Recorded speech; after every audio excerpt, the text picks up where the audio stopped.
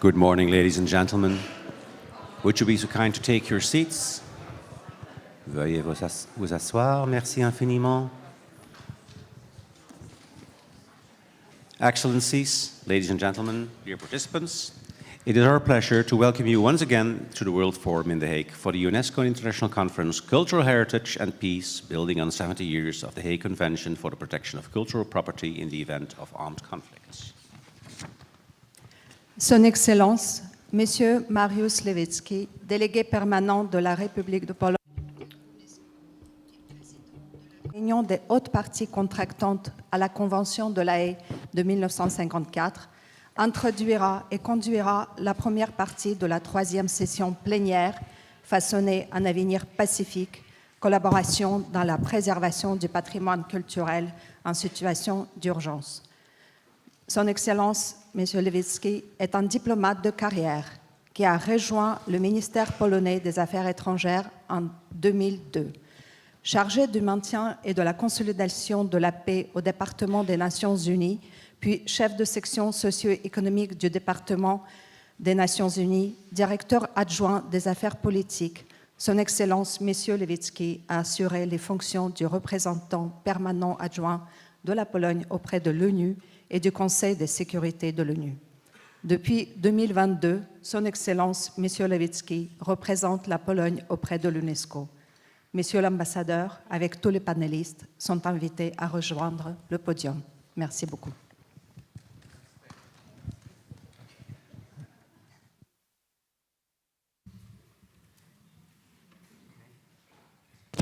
So, good morning, everybody. First of all, let me switch on my stopper, so start. So, once again, good morning to everybody. We are having the very fat day of this very timely and interesting conference. And let me seize this opportunity, first of all, to thank our host country, our organizers, Monique and the whole team from the Ministry of Defense, Ministry of Culture, and the last but not the least, the Ministry of Foreign Affairs.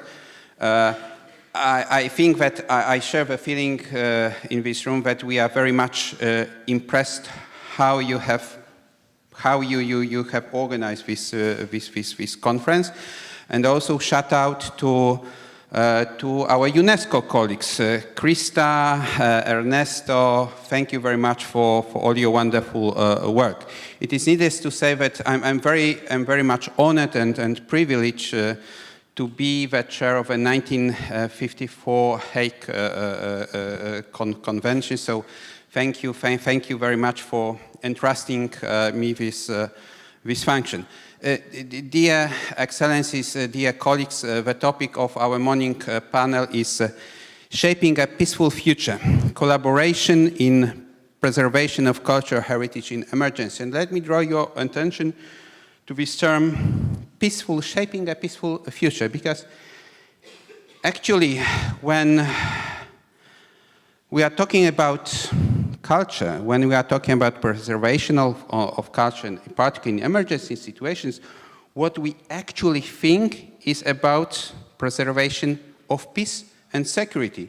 Because as it has been highlighted by a number of speakers already, the Minister of the Dutch Foreign Minister, or the Minister of Defense, Chief of Staff, ADG Ottone, they have highlighted that it seems to me that's very obvious fact that, first of all, culture, the destruction of culture right now, is not a byproduct, pretty often, of the armed conflicts. The culture is the aim of war, of conflict. The culture is targeted during a number of conflicts. So the current international landscape presents a huge number of intricate challenges to the preservation of cultural heritage, starting obviously with the armed conflicts, but also with human-induced hazards. Right now at UNESCO we are working, we are setting the experts committee on climate change and intangible cultural heritage, how the climate change is impacting cultural heritage. Where the climate change has this negative impact on the cultural heritage. And because of this complex nature of challenges that the preservation of cultural heritage is facing, what we need is to have an effective collaboration. And this is actually also the very topic of this topic. And 1954 Convention, with its protocols, provides us with a framework within which we can work together, within which we can develop our collaboration infrastructure, just to ensure rapid and robust reply when it is required. So we need to be kind of proactive, and we have kept talking about this within the UN system for years about not being reactive but being proactive, and we need to be proactive also when it comes to protection, preservation of cultural heritage. And there are three aspects of ensuring effectiveness. First, we need to work across the board, across with all stakeholders, various stakeholders must work together. And first of all, I'm very happy, actually not today, but yes, I see some servicewomen over there, so it brings me to underlining the importance of military-civil cooperation, and it was announced by the ADG, Assistant Director General of UNESCO, Ernesto Tone, on the very first day of this conference, this new UNESCO initiative on strengthening military-civil cooperation. Second point, it is also the issue of interdisciplinary approach. How, for example, how we can use the artificial intelligence. Everybody is talking about the artificial intelligence right now.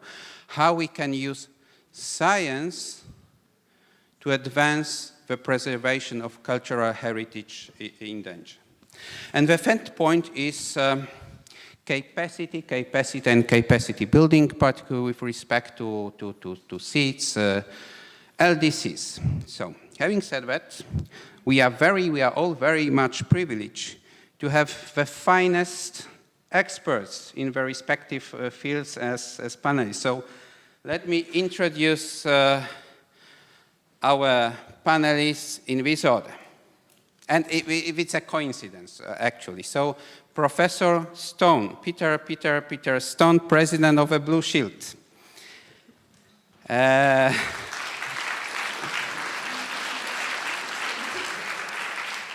Sanne Letschert, Director of the Dutch NGOs, the Cultural Emergency Response.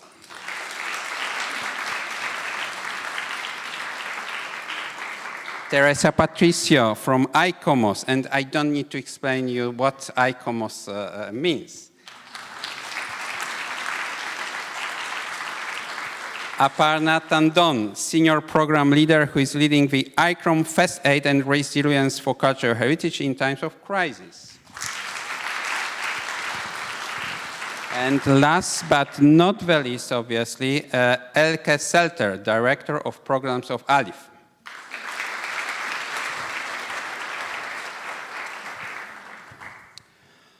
Okay, so some housekeeping rules. So now I'll be asking questions to the panelists. Then I'll give you the floor to the Q&A questions. I will come back to you. And at the end, I will ask the panelists to sum up our discussion. So, Teresa, the first questions goes to you. And ICOMOS is the institution within this cultural protection framework. So, in your opinion, how can this network of expertise and skills symbolized by ICOMOS can be used to strengthen synergies between 1954 Convention and 1974 Convention, and particularly in the view of using a second protocol enhanced protection mechanism. So Teresa, the floor is yours. Yes, good morning. Thank you very much. Perhaps allow me first to thank the Kingdom of the Netherlands for the invitation. I'm very happy to be here today representing this ICOMOS organization. Perhaps for those that they don't know us, we are the International Committee of Monuments and Sites. We are a non-governmental organization of experts, and we have members in around, I think, if I'm not wrong, 132 countries of the world. So we are spread all over the world. So, speaking about the two conventions, of course, I think if 2 years ago we commemorate the 5th anniversary of World Heritage Convention, now we are commemorating the 70th anniversary of Hague Convention. So this shows us that we really need these texts. They are very important, they are fundamental for our work, and we need to continue to use them and to try to improve their capacity for helping us to cope with the problems of today. Of course, synergies in between documents of UNESCO are very important, and ICOMOS always try to work on this sense. They are different. These texts were prepared also in different moments. They have 20 years of difference among them, and so they were prepared to answer to very specific situations in very specific moments of history. So they are different. The World Heritage Convention gives a concept of outstanding universal value, so gives this idea of universality of a property to human being. The 1954 Convention speaks of another concept that is greatest importance for humanity. So there is slight small differences that sometimes give us some difficulties in our work to create synergies. But nevertheless, having this in mind, a few years ago, ICOMOS developed all a series of work and reflections to try to find and to identify precisely what are the commonalities in between these two documents and what are the differences in between these two documents, to try to improve the synergies and the way of working with them. So, of course, I don't want to be very long, but ICOMOS, we work very much, especially helping state parties and also UNESCO to improve preparedness, risk preparedness, because for both conventions, this is a very important topic that needs to be developed. So we give a lot of support and when asked, even capacity building to prepare this type of approach. So synergies are possible. And of course, ICOMOS is always at the disposal of UNESCO and of the state parties to help them to create synergies among these two conventions. Thank you. Thank you, Teresa. And that's pretty important to work also across the conventions. And it applies not only to 1972 convention, but as one of panelists yesterday said, it is also about the intangible 2003 convention. And now the second question goes to Aparna. ICROM, with which UNESCO has recently developed and implemented a very comprehensive united methodology for the damage assessment for cultural property in Ukraine. So congratulations, and this is the best example of cooperation of UNESCO with our partners, outside partners. So in this respect, I'd like to ask you, Aparna, to elaborate on the challenges and opportunities for collaboration related to the monitoring of cultural properties, also in the framework of a new monitoring and supervision mechanism adopted in December 2023 by 1999 second protocol state parties. Aparna, the floor is yours. Thank you. So greetings to everyone. I'm happy to represent ICROM, and I would like to thank our hosts, the Ministry of Culture of the Kingdom of Netherlands and UNESCO for inviting ICROM to this great seminal moment to celebrate the 70 years of the 1954 Hague Convention. We are holding this meeting in the backdrop of devastating floods in Afghanistan, in many other parts of the world, and also in the backdrop of ongoing violent armed conflicts in several parts of the world. And one of the key challenges, and my personal frustration as a heritage professional, is that to heritage recovery and heritage protection is the lack of consistent damage and loss data for intangible and tangible heritage. And this really hinders our ability to predict future risks, to prevent further damage, and also our responses are ad hoc at best. And we face similar challenge in Ukraine, where data was insufficient, scattered, and inconsistent. And one of the, I think it was a very fruitful collaboration that we had with UNESCO, and also we had some support from the US Ambassadors Fund for Cultural Preservation.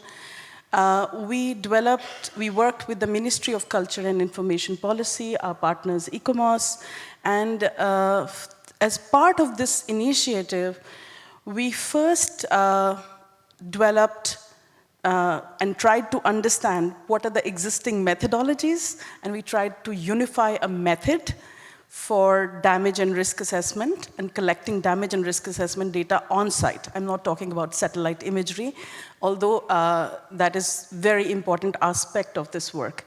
And then on top, as part of that work, we also developed an open source mobile app, web-based, to facilitate data gathering consistently, and also to incorporate in existing systems so that it can be easily incorporated in the existing systems within Ukraine.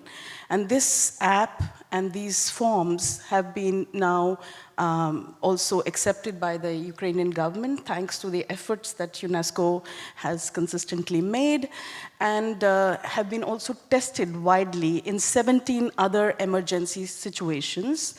The app is available for ICROM member states, and we also provide training with it. And this is what I would like to say through this platform here today.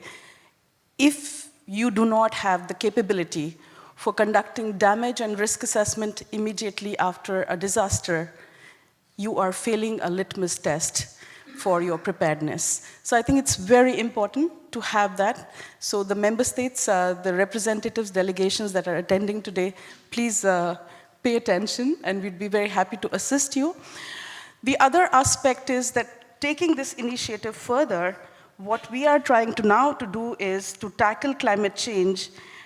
We are leveraging geospatial technologies and openly available climate data to develop a risk map for Ukraine's heritage. This is funded by US Ambassadors Fund for Cultural Preservation.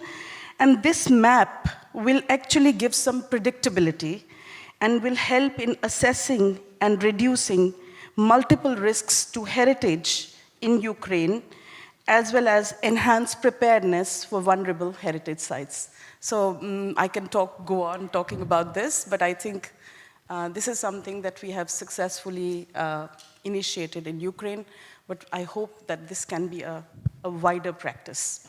Thank you. Thank you, Aparna. And data collection is crucial. Data collection is great because we need to know what is needed, and also what you are doing in Ukraine and UNESCO is doing in Ukraine has much wider ramification because it can be applied to other emergency situations around the world. And now another question goes to Elke from Alif, and Alif has been very much present on the ground. So, Elke, why is it important to adopt a wider approach to cultural heritage in all its forms and expressions, whether tangible or intangible, as I have already mentioned, in response to emergencies? Go ahead. Thank you. And thanks, of course, I'm joining my colleagues here in thanking the Kingdom of the Netherlands and UNESCO for inviting Alif to this panel. For those of you who do not know Alif, and I hope it's increasingly few people, we're the International Alliance for the Protection of Heritage in Conflict Areas. We're based in Geneva. We're an international fund, and we're 6 years old in terms of operations, and we're working in about 35 countries around the world for now. As to your question, tangible, intangible, I think it's not so much about separating these dimensions of heritage, but about adopting a holistic approach to what heritage is and to look at it in a more comprehensive manner. Now, if you look at Alif's website, you'll of course see that the core of the projects that we support, which are kind of reaching 500, is tangible. We very often organize projects around built heritage, around objects, around collections, around cultural institutions. But speaking as a donor, we do very much favor applications that show that the applicant has a much more comprehensive understanding of what that heritage really is. So in practice, that means that we like projects that include things like on-the-job training, skills transfer from one generation to another, include an awareness, sorry, can you go back to the previous picture because I'll explain what it is, that include an awareness of what the intangible practices, ceremonies, traditions are associated with a particular heritage, and that also try at least to respect it, preferably also to include it in a project.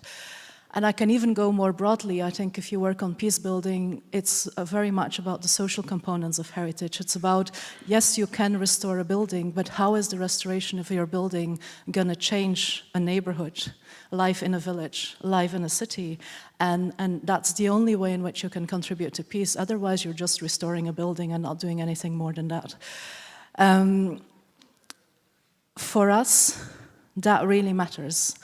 And that's about heritage projects being about more than stones and bricks. That's important too, but it's about people. If you want to work on heritage for building peace, and I think that's what most of us want to do, it's what's on all these slogans all around us here, you have to think about the people first, and then the heritage is a means to improve their lives. It also means very often stepping away from something that has dominated the sector for very long, and that is that heritage and monuments can only be touched by high-level experts.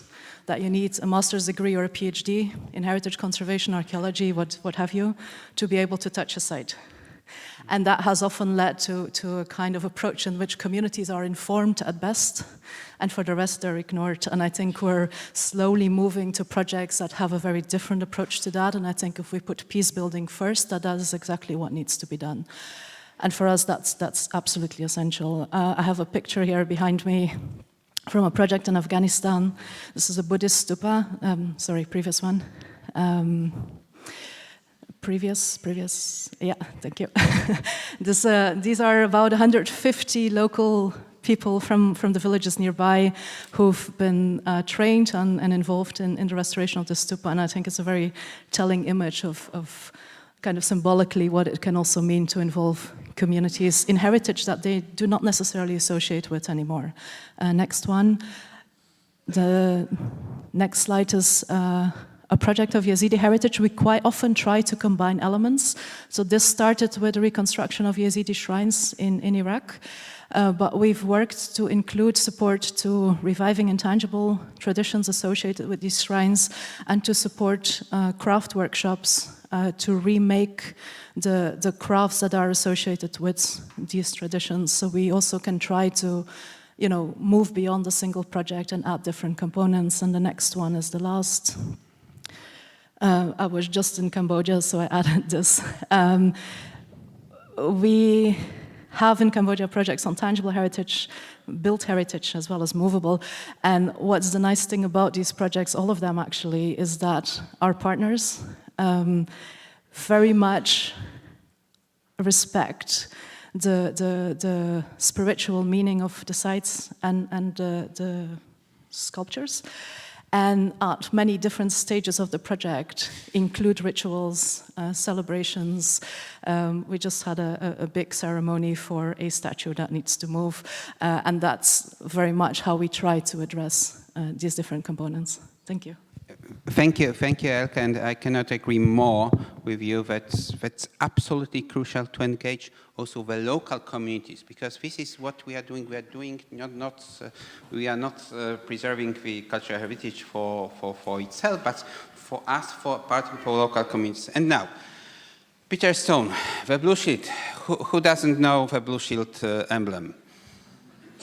Who knows? Who designed the Blue Shield emblem? That was Professor.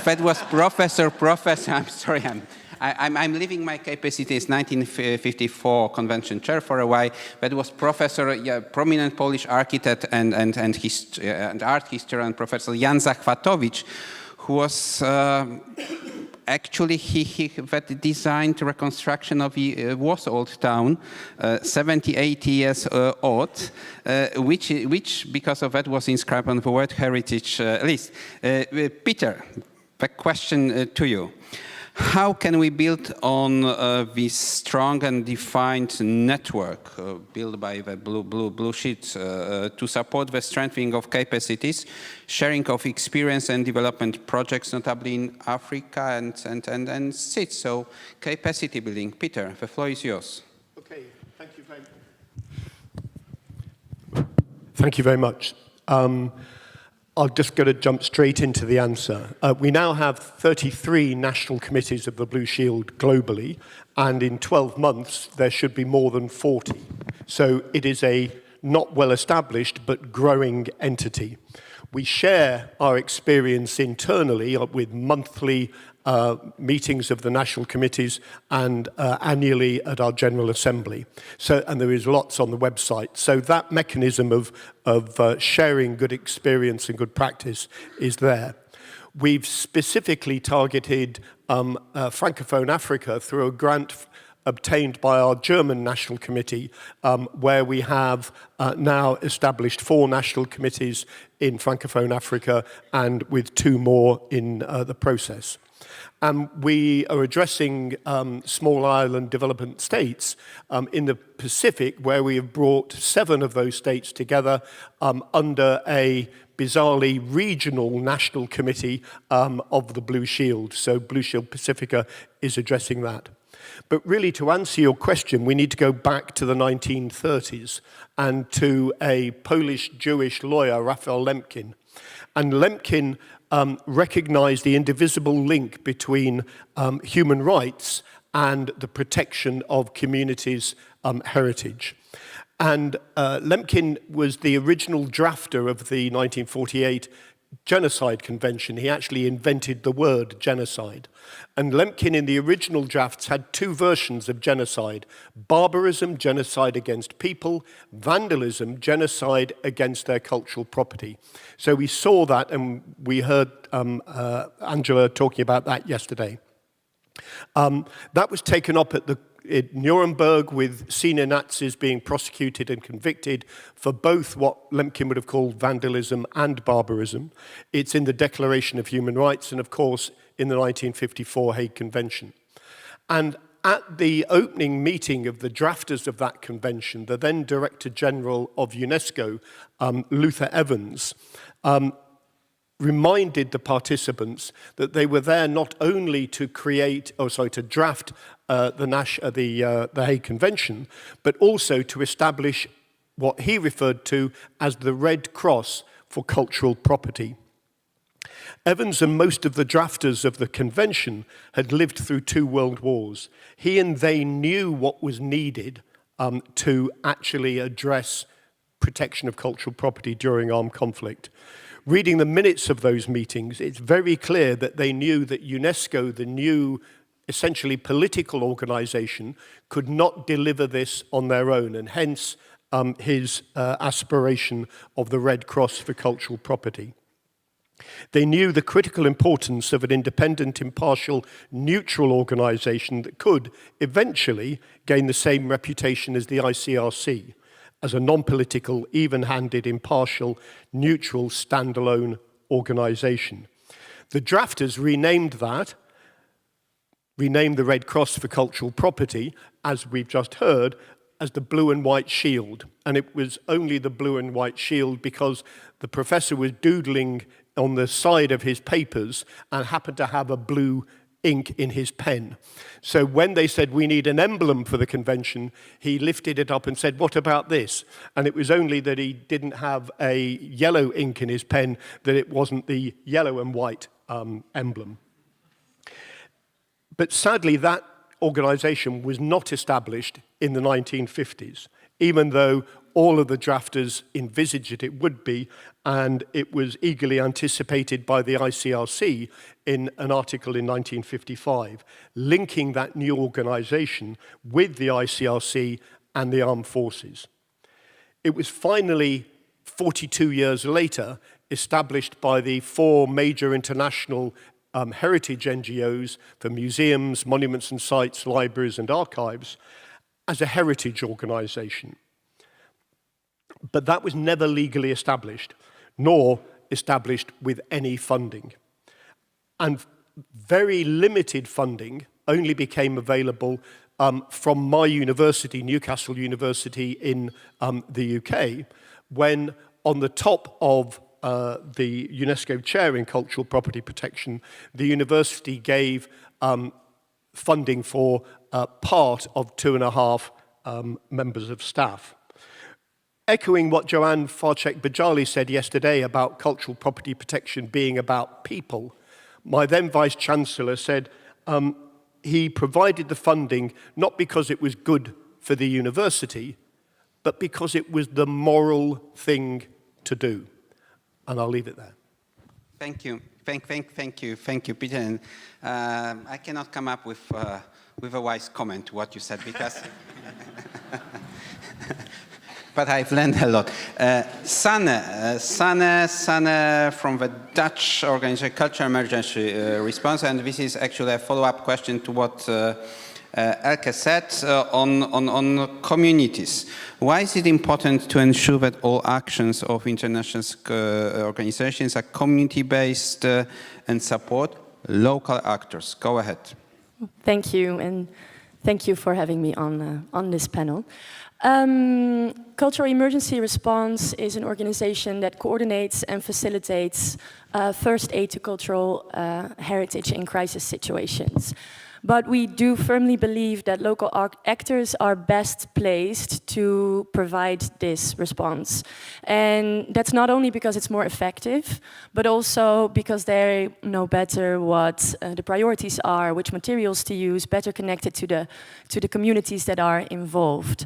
So at Cultural Emergency Response, we work exclusively with a locally led approach. And I actually think that it is a role of us as international organizations, but also as grant makers, to facilitate and to make sure that these actors on the ground can do this work in the best way possible.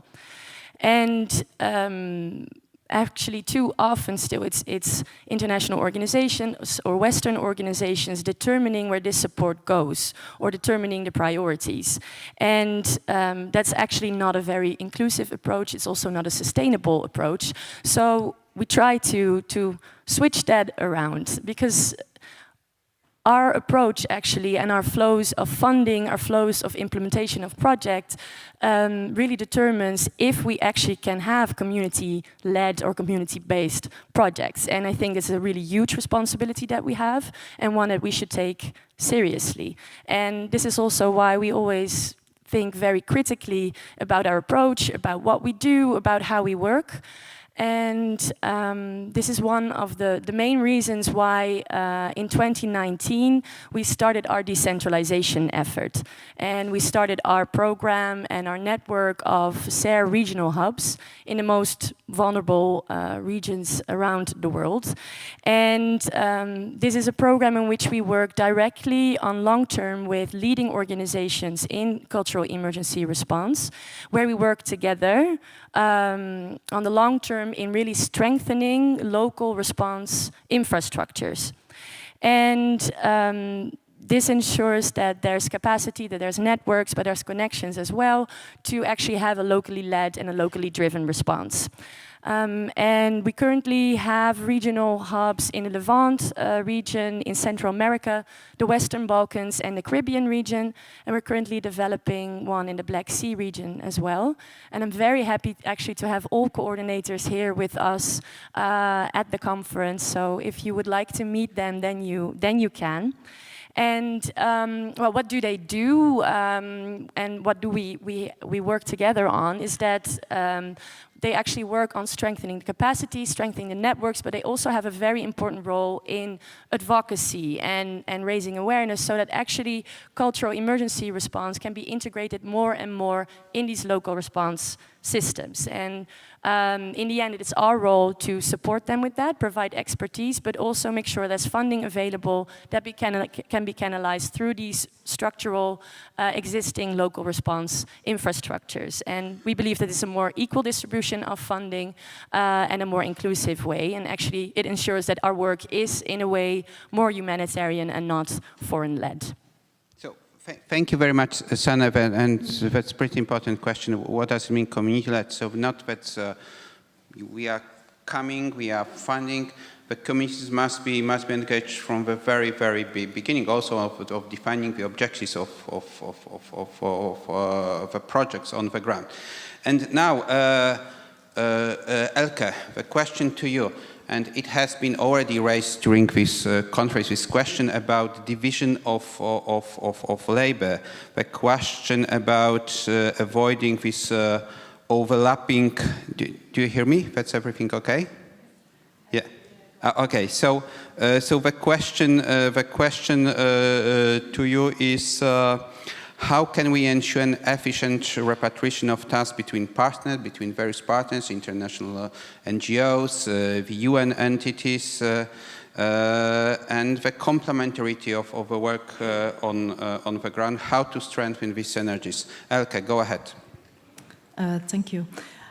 I think in terms of coordination, I'll split some of the key terms of the question. In terms of coordination, been in this field for a bit more than 20 years now. When I first entered UNESCO as a very young intern, and I see Mechtel sitting there who probably remembers that. Ever since then, and some of you have been around for much longer, so I think it also dates back to way before I started working, there's been a call for more coordination, better coordination, different coordination. And I don't think that call's ever going to stop, because I don't think there's something like perfect coordination. To turn it a bit more positively, I also think that the coordination that we see today is vastly better than anything we've ever seen before. Krista's here. I think her team's doing an amazing effort. We all meet, many of us meet in different constellations several times a week, often. For a small organization like ALIF, that is really, really useful. It helps us to know who's doing what, who's planning what. It helps us to share what we're doing and planning, or also which requests we receive, and to see whether others receive the same requests, which very often happens. It helps us identify gaps and see who's there, willing and able to address the gaps that are still there, and therefore to move forward jointly, not necessarily jointly in one agreement, but kind of all together to make sure that everything is covered as much as possible. How do you then best divide the tasks? I think in an ideal situation, based on who is better at what. That's easier said than done, of course. But I think we roughly know what our different specialities are. ALIF has been created to be fast, to be able to provide funding rapidly, to try to be one of the first on the ground. We've, over the past 6 years, created mechanisms that allow for that. In specific cases, there's Ukraine pictures behind me. We have a mechanism that allows us to provide funding within 48 hours, which in acute active conflict is absolutely needed, and sometimes even 48 hours is too late. But I think we all know that the number of crises seems to be increasing, or if not, at least we're somehow a victim of our own success, because we've been advocating for many, many years, all of us, that heritage in emergencies is really essential, and that the downside of that is that now we're being solicited to help out in pretty much every crisis that's there. We have about 200 projects in Ukraine at the moment. Requires a lot from my team. But there's many crises that started while Ukraine is ongoing. We have Sudan, we have Yemen, we have Gaza. We just had a discussion about Haiti, which is one of these hidden crises. But everybody wants and needs and deserves a similar type of support. So I'm going to add a third point to coordination, division of labor, and I think that's cooperation. It's the title of this session, and I think the only way to address the challenges that are coming at us is to build partnerships and to work together. Because aside from what all of us do best, I think there's also what we can do better together. There's a picture behind me. It's in cooperation with UNESCO in Afghanistan. I put this one. We're working with a lot of you here, including many of you here. Put this because I thought nobody was going to show this example. Okay, we need to speed up. I'm finishing. This is absolutely the last one. But just to say that I think this is the way to go. We need to work together and bring our strengths together. And this conference is a part of this process of building partnership. And Aparna, very briefly, because we need to have some space for the audience to ask questions. The very same questions about strengthening synergies when it comes to this interdisciplinary collaboration. Go ahead. Thank you.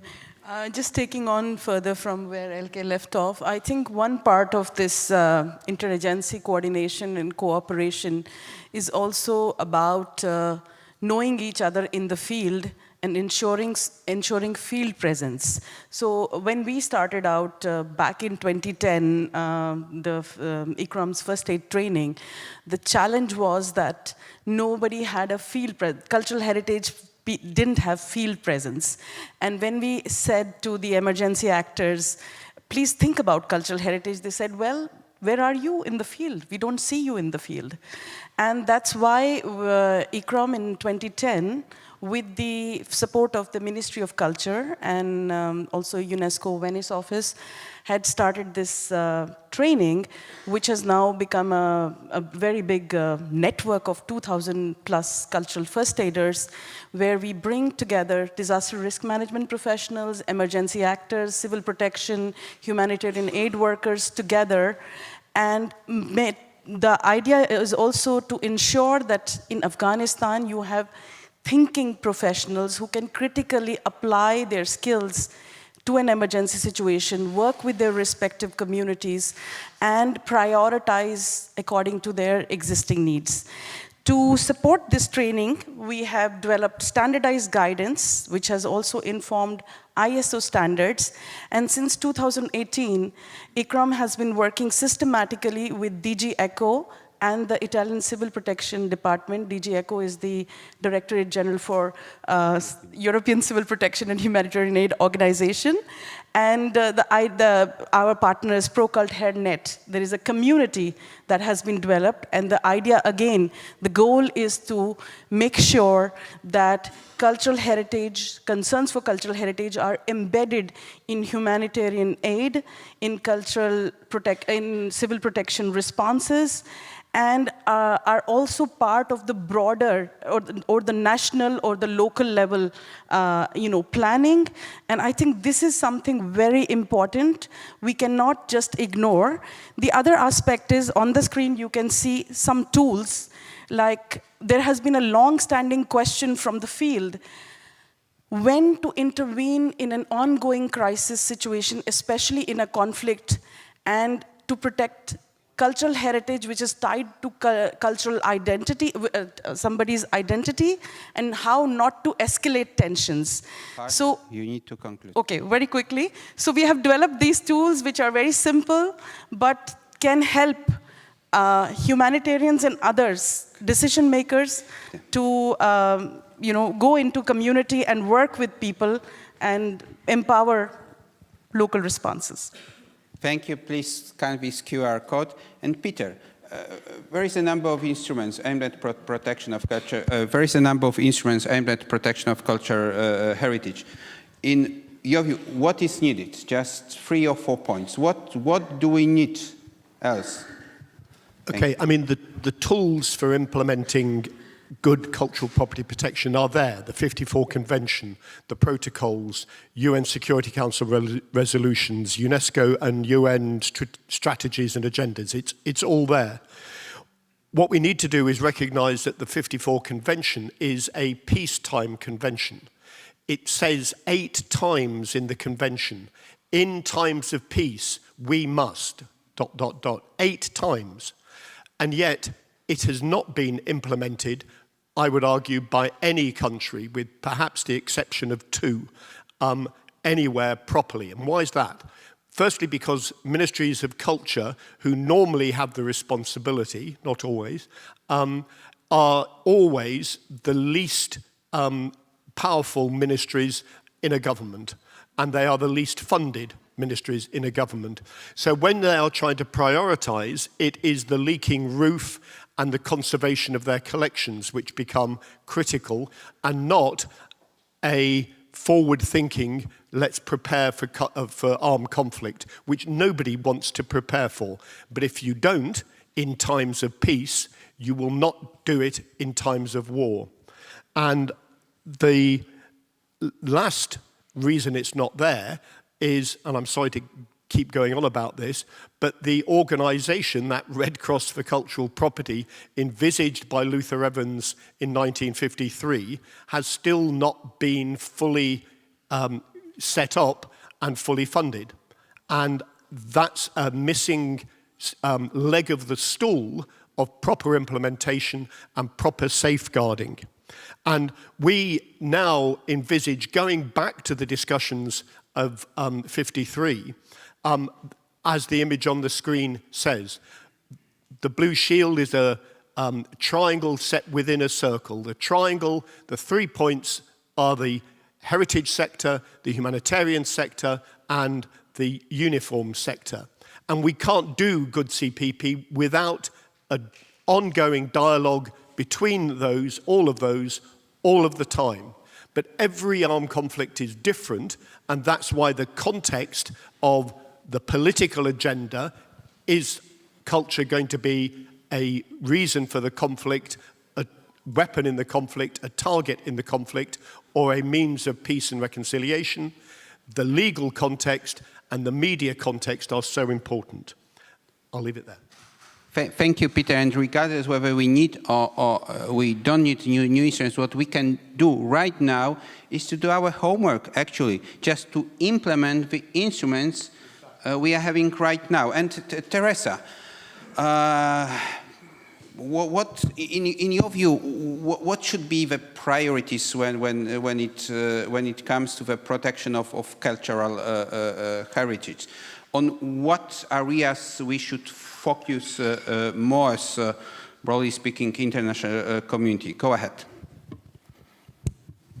Yes, it's a very complex question to give in a short answer. But I think perhaps picking the last phrases of Peter, I think we need to work to be prepared. We want to preserve because we want to build a common future. And so if we want this common future to exist, we need to be prepared and to avoid conflicts. And so I think all organizations should work strategically for the 3 moments, the before the conflict or before the catastrophe or the emergency situation. We need to give support during a catastrophe, but also to work for the aftermath. Because these 3 moments are really we are speaking about risk preparedness, we are speaking about improving capacity building in different areas of the globe that are facing very complicated situations. But I think we organizations need to perhaps to understand the sensitiveness of each conflict, of each region, to work accordingly and to give the right answer for the different situations. It's perhaps a concept that humanitarian organizations are used to, but I think we as cultural organizations, we should perhaps work on that also. I put here a picture, the work we are doing since a few years in Ukraine. We are also working together with ICROM and with UNESCO in Ukraine. We are not only doing risk preparedness, but we are also working for future.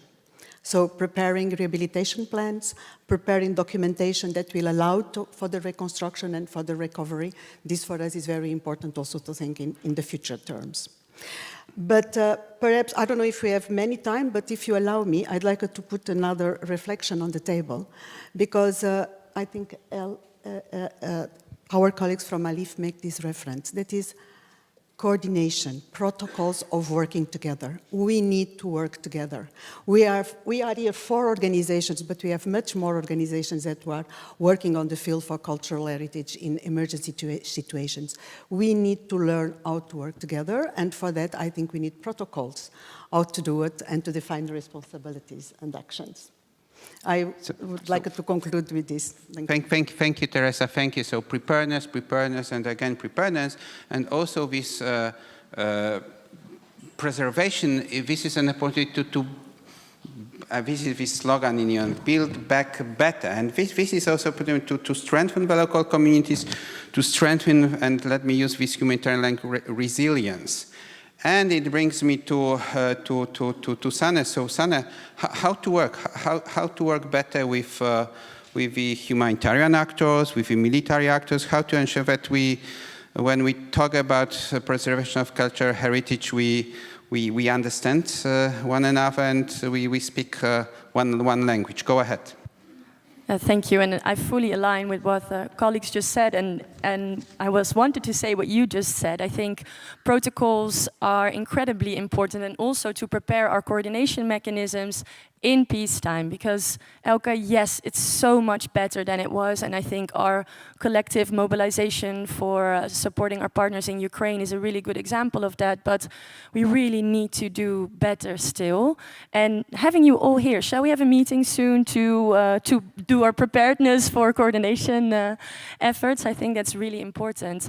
And reflecting on the humanitarian sector, I think there's so many models we can learn from, and that will actually help us as field to professionalize more, to coordinate better, to actually be on the level of the humanitarian response sector, because I think there's still a couple of steps that we need to make before we are there and before we can truly and meaningfully collaborate with them.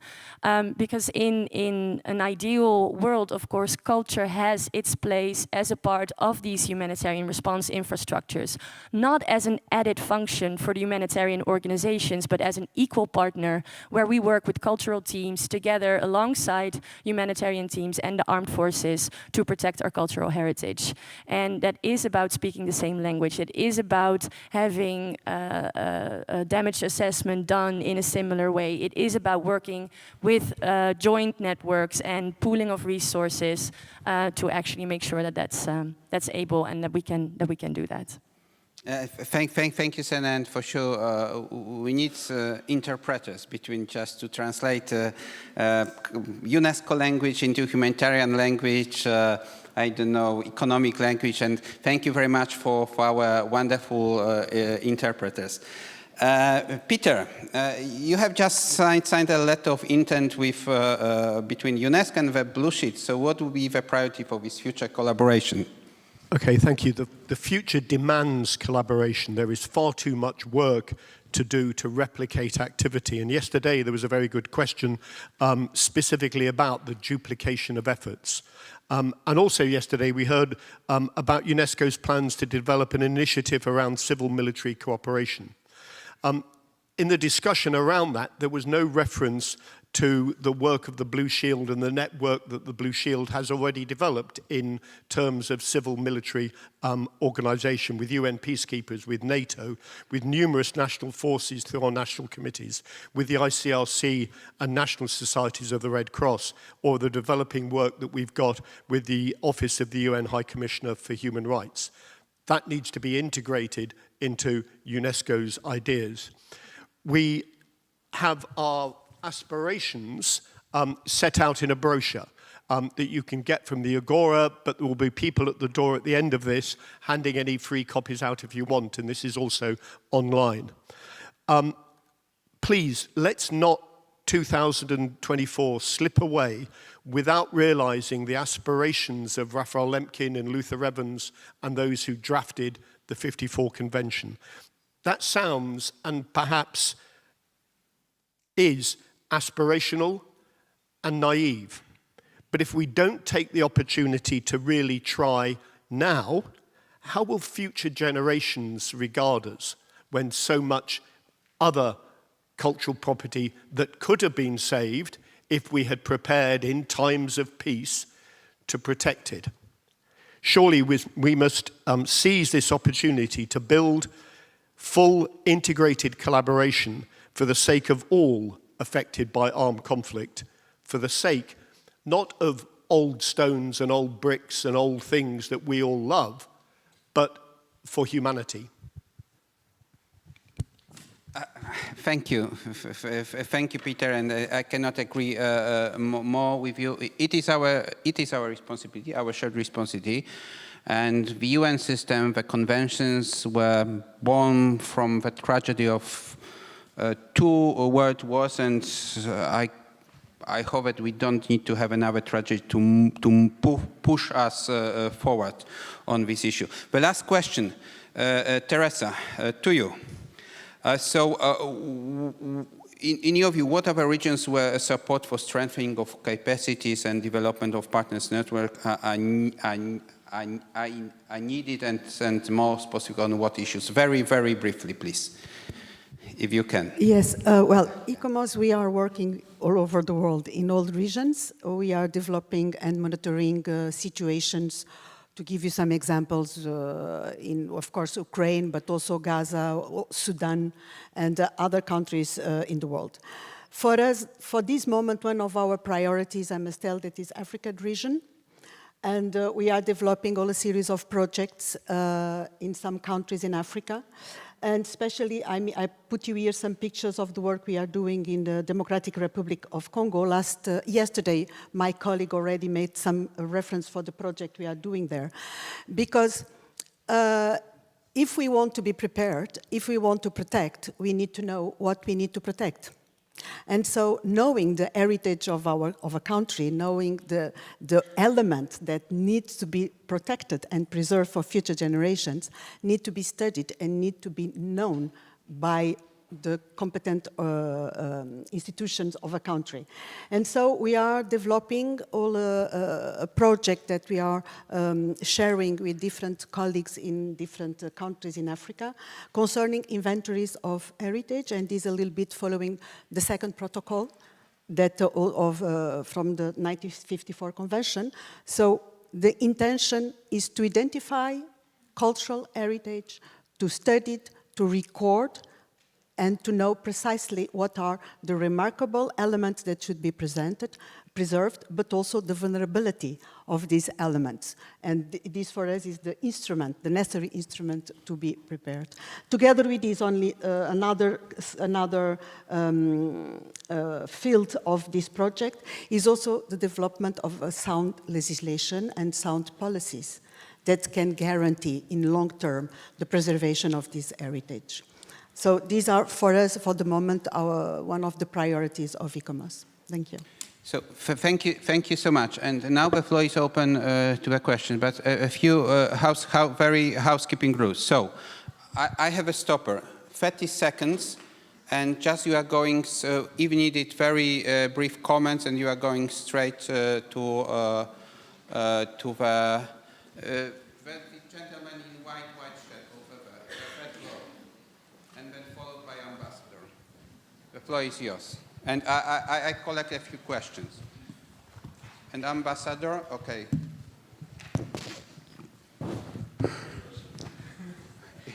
Okay, go ahead, 30 seconds. Merci beaucoup. Thank you very much. Thank you for giving me the floor. I would like to thank the experts, panelists, our colleagues. As the second protocol states, my name is the interpreter here. I am the coordinator of the committee, national committee, which takes care of cultural heritage in armed conflicts. So it's we apply the mechanisms of the Hague Convention. So I'm the focal point. What is your question, please? My question is the following. So first of all, I would like to just tell you the following. My country, since October, has adopted a Council of Ministers, and we have signed the second protocol. And I would like to say that so that you may understand my question. So my question is the following. We followed since yesterday and heard that the face of the protection of cultural heritage is always oriented towards war, conflicts. And just now, we heard that the convention also deals with humanitarian and human aspects. But I believe that for my country, for instance, the Democratic Republic of Congo, in spite of the war, there is a new face, the face of precarity, conflicts. And this is linked with the research of natural resources, and very often that damages historical monuments, and that problem is not taken into account by experts in this room. So we have to understand that, and climate change also impacts us, fires, etc. So if we can rehabilitate that image, that would really be good for Central Africa. So we have to take into account conflicts, of course, but poverty. That is very important because that is an emergency as well. Thank you very much for your question, Ambassador. The floor is yours. Thank you very much. I have a question, could be addressed by any of the panelists. My name is Mohammed Juma Sari. I'm the ambassador of Yemen to UNESCO. We have, according to some reports, more than 1 million landmines. Some of them are either in the buffer zones or inside some of the cultural sites in Yemen. I don't know, we have a program there, it's a sorry program working to clear the mines in some areas, but I mean, areas which includes these cultural sites, I don't know what can we do or what sort of collaboration between your organizations and UNESCO to protect these sites from these dangerous mines against the cultural sites and the people as well. The other question is, Arif has some projects in Shibam Hadramaut, that's in the south, in the southwest, and in the north, southeast, and in the northwest, in Taiz. I really don't know how can we promote these protection programs, projects, to include the military as well, because most of our problems in Yemen, I think in some other countries, is because people who work in military and the armed forces, they don't have a clue, they don't have an idea about the importance of the cultural sites in the country. Thank you so much, and please, I mean, and now, Ambassador or Pastor, but I'll be strict with you. Just go straight to the question, and I want somebody who is not working for the government, who's not a diplomat, to ask questions. Okay, this lady too, and 1, 2, 3 in the back. Okay, so straight to the question. Thank you. Okay. Okay, thank you very much. My name is Elman Abdullayev. I'm ambassador and permanent delegate of Azerbaijan to UNESCO. Actually, I will have a very quick question, as I promised to the moderator. You know, as representative of the second protocol committee, I just would like to briefly inform you that we, as members of the second committee, have adopted guidelines at the subcommittee meeting with regard to the effective implementation of the second protocol. And actually this subcommittee ad hoc meeting was sponsored by government of Azerbaijan and government of Japan jointly. I believe these guidelines are quite effective guidelines, and my question is very straightforward to all the panelists. Would this be an effective tool for the implementation of the second protocol? And I'm not sure how much you are aware of these guidelines, but I definitely believe we could turn it into an effective tool, or maybe we could further work on it and Elman, you have already asked a question. And I would like to also echo the question of Ambassador of Yemen on landmines. Thank you. Okay, lady over there, the floor is yours. Go straight to the question. Because we have already got extra 10 minutes, and go ahead. My question is... Identify yourself, please. Patty Gerstenblith. I'm not representing any government. I'm US Blue Shield. My question is for Aparna.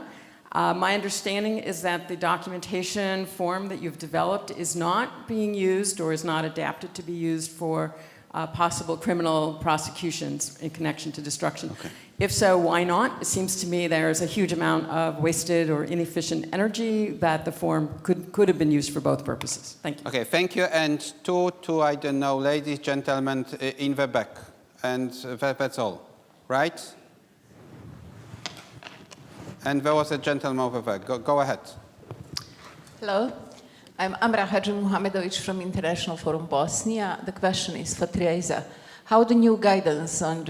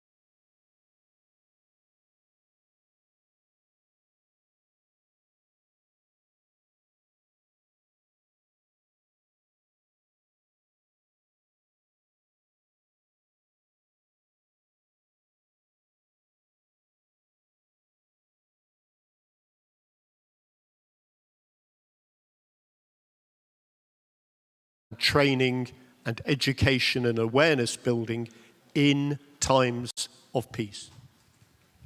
Dear colleagues, I will face serious consequences if we take another minute, and I'm sorry that no all questions. Just go ahead, just 30 seconds. Okay, go ahead. And also just try to answer a lady from Bosnia, right? And there was a specific question on guidelines. Go ahead. Okay.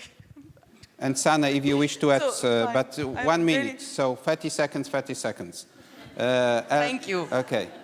Aparna, Sana. Okay, very quickly. So on the aspect of climate change, poverty, I think these are drivers that are overlapping, and we are living in the, so well pointed out, we are living in the era of polycrisis. All the more important to understand how culture can be an instrument of peace and sustainable development. And I think at ICROM we have capacity development on heritage-based climate action, where we are tapping into the locally held indigenous knowledge, place-specific indigenous knowledge or traditional knowledge to improve lives, livelihoods, and to also reduce disaster risk. And at the same time, I can talk about that later. We can speak with the representative from DRC, Congo. And the other aspect which Patty, you pointed out, thank you so much. I fully agree, but the mandate with which we are working was to basically, there are two different, when the scope is different, the assessment becomes different. Our scope was to immediately understand what are the risks to heritage and how we can calculate costs to quickly stabilize rather than to find who is the perpetrator, which becomes more of a complex issue. And for that, the organizer will not reimburse my travel costs. Bring the workflows together. Sana, yes, 30 seconds. 1, 2, 3. Is it working? Yes. Very quickly to respond to humanitarian remark. We are definitely in the field. You can count on that. But I do think we work too much in our cultural silo. And that's what we need to break through. So I think, and it's something we can also collaborate on, is to show the impact of the work we're doing and the importance of why it matters for people. Because that's where the link is with the humanitarian sector. It's about the well-being of people. And that we need to demonstrate. It's all about what kind of change we make on the ground. So I will present some recommendations at the last session. And now please give a huge applause to our great panelists.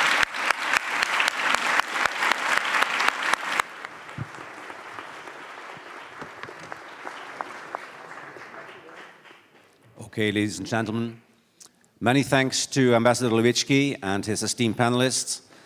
I'm glad to see that they are vacating their seats because slightly different from what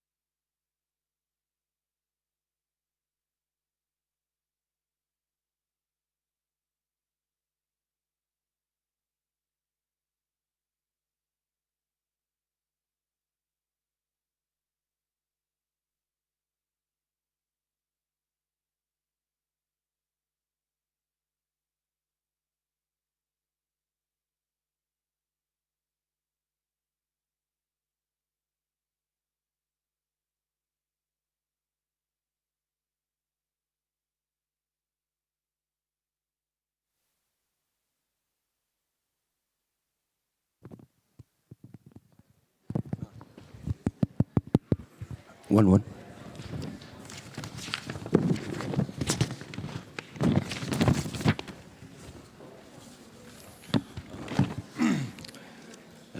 Ladies and gentlemen, Excellence, and everyone who is around this morning.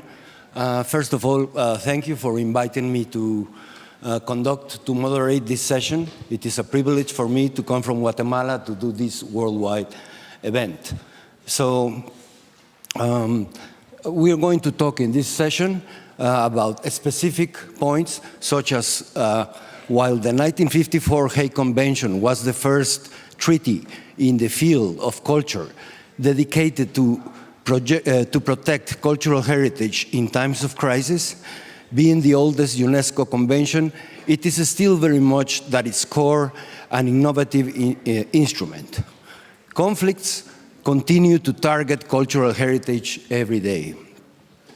Conflicts can be about overpowering territory, but also on targeting identities that are shielded under symbols of heritage, being those tangible or intangible. Threats evolve as technology constantly reinvents itself, and we are ravaged by new emergencies, being armed conflicts or others such as the effects of climate change and natural disasters. A convention made in 1954 that is ever more relevant as it provides tools that can be used to mitigate and respond to different types of crises affecting cultural heritage and cultural property. Back to the main title of the session, Shaping a Peaceful Future, must integrate cultural heritage into policies and emergency response mechanisms and drink from its interdisciplinary means of application. Communities and academia are often overlooked sources of innovation to construct peace and prevent armed conflicts. Traditional knowledge, as it has been said in the previous session, shouldn't be ignored if we are discussing cybersecurity. We can't dismiss the very real impact of digital threats on local communities. Everything is connected. Harnessing that connection for sustainable development and peace building is the challenge we are facing right now in this particular moment of history. It urges adapting cultural heritage protection to new areas of conflict and forms of crisis. And for that, we need to innovate once more. So I have the pleasure of being joined today by a very exciting panel with a wide range of expertise. We are going to add some spice after this discussion we had. So we have spice from the Caribbean, Africa, and some precision as Swiss, and also some learning lessons from the Japanese culture. So, firstly, we have been joined today by Dr. Mariko Fujioka, who is an associate professor at the Faculty of Tourism and Community Development of Gakuin University in Japan. She has completed a PhD in Cultural Heritage Studies from University in Tsukuba, carrying research projects in the field of heritage legislation and policy and historic urban conservation. Dr. Fujioka has served as a member of a Japanese delegation to UNESCO meetings for the Convention of the Protection of Cultural Property in the event of armed conflict since 2010. Secondly, I would like to introduce Mr. Mutanu Kiyanias, the head program of African Digital Heritage, where she provides leadership in the execution of a holistic digital practice within African cultural heritage. Ms. Kayana is a digital society expert who works with African communities to actively reimagine and redocument their histories and cultures through the adoption of digital interventions that center their needs and realities. She has worked on many projects, on many grassroots projects, such as the Skills for Culture, digitization, a project commissioned by the NatCom and for UNESCO, the Kaminthu Theater Virtual Reconstruction Project, and many others. Then we have with us Mr. Mauro Bignati, Advisor Digital Technologies of Warfare at the International Committee of the Red Cross. With over 20 years of experience in cyber threats, intelligence, and cybersecurity, before joining the ICRC, Mr. Bignotti has worked for the Swiss Federal Police, the Swiss Department of Defense, the Melanie Switzerland's first Center for Public-Private Partnerships on Cybersecurity for Critical Infrastructure, and the National Cybersecurity Center. And finally, but not least, I would like to introduce Ms. Rita Tifu, the director of the National Archivist at the National Archives of Suriname. She is a board member of the International Advisory Committee of the UNESCO Memory of the World Program, holding previously the role of the president of this UNESCO program for the Latin American and the Caribbean region, MOLAC. Mrs. Fu is the co-chair of the Caribbean Heritage Emergency Network, CHEN, and chair of the Forum of National Archivists, a body of the International Council on Archives. She is also a lecturer at the History Department of the Faculty Humanities at Anton de Korn University of Suriname. So, welcome, my dear colleagues. It is a pleasure to have you here, and it is also an opportunity to have voices from this part of the world, because most of these institutions are centered in Europe. So I'm very happy that we can speak, because we have a different perspective of the reality of what it has been said in these previous 2 days, or these 2 days. So I have a question to Dr. Mariko Fujioka.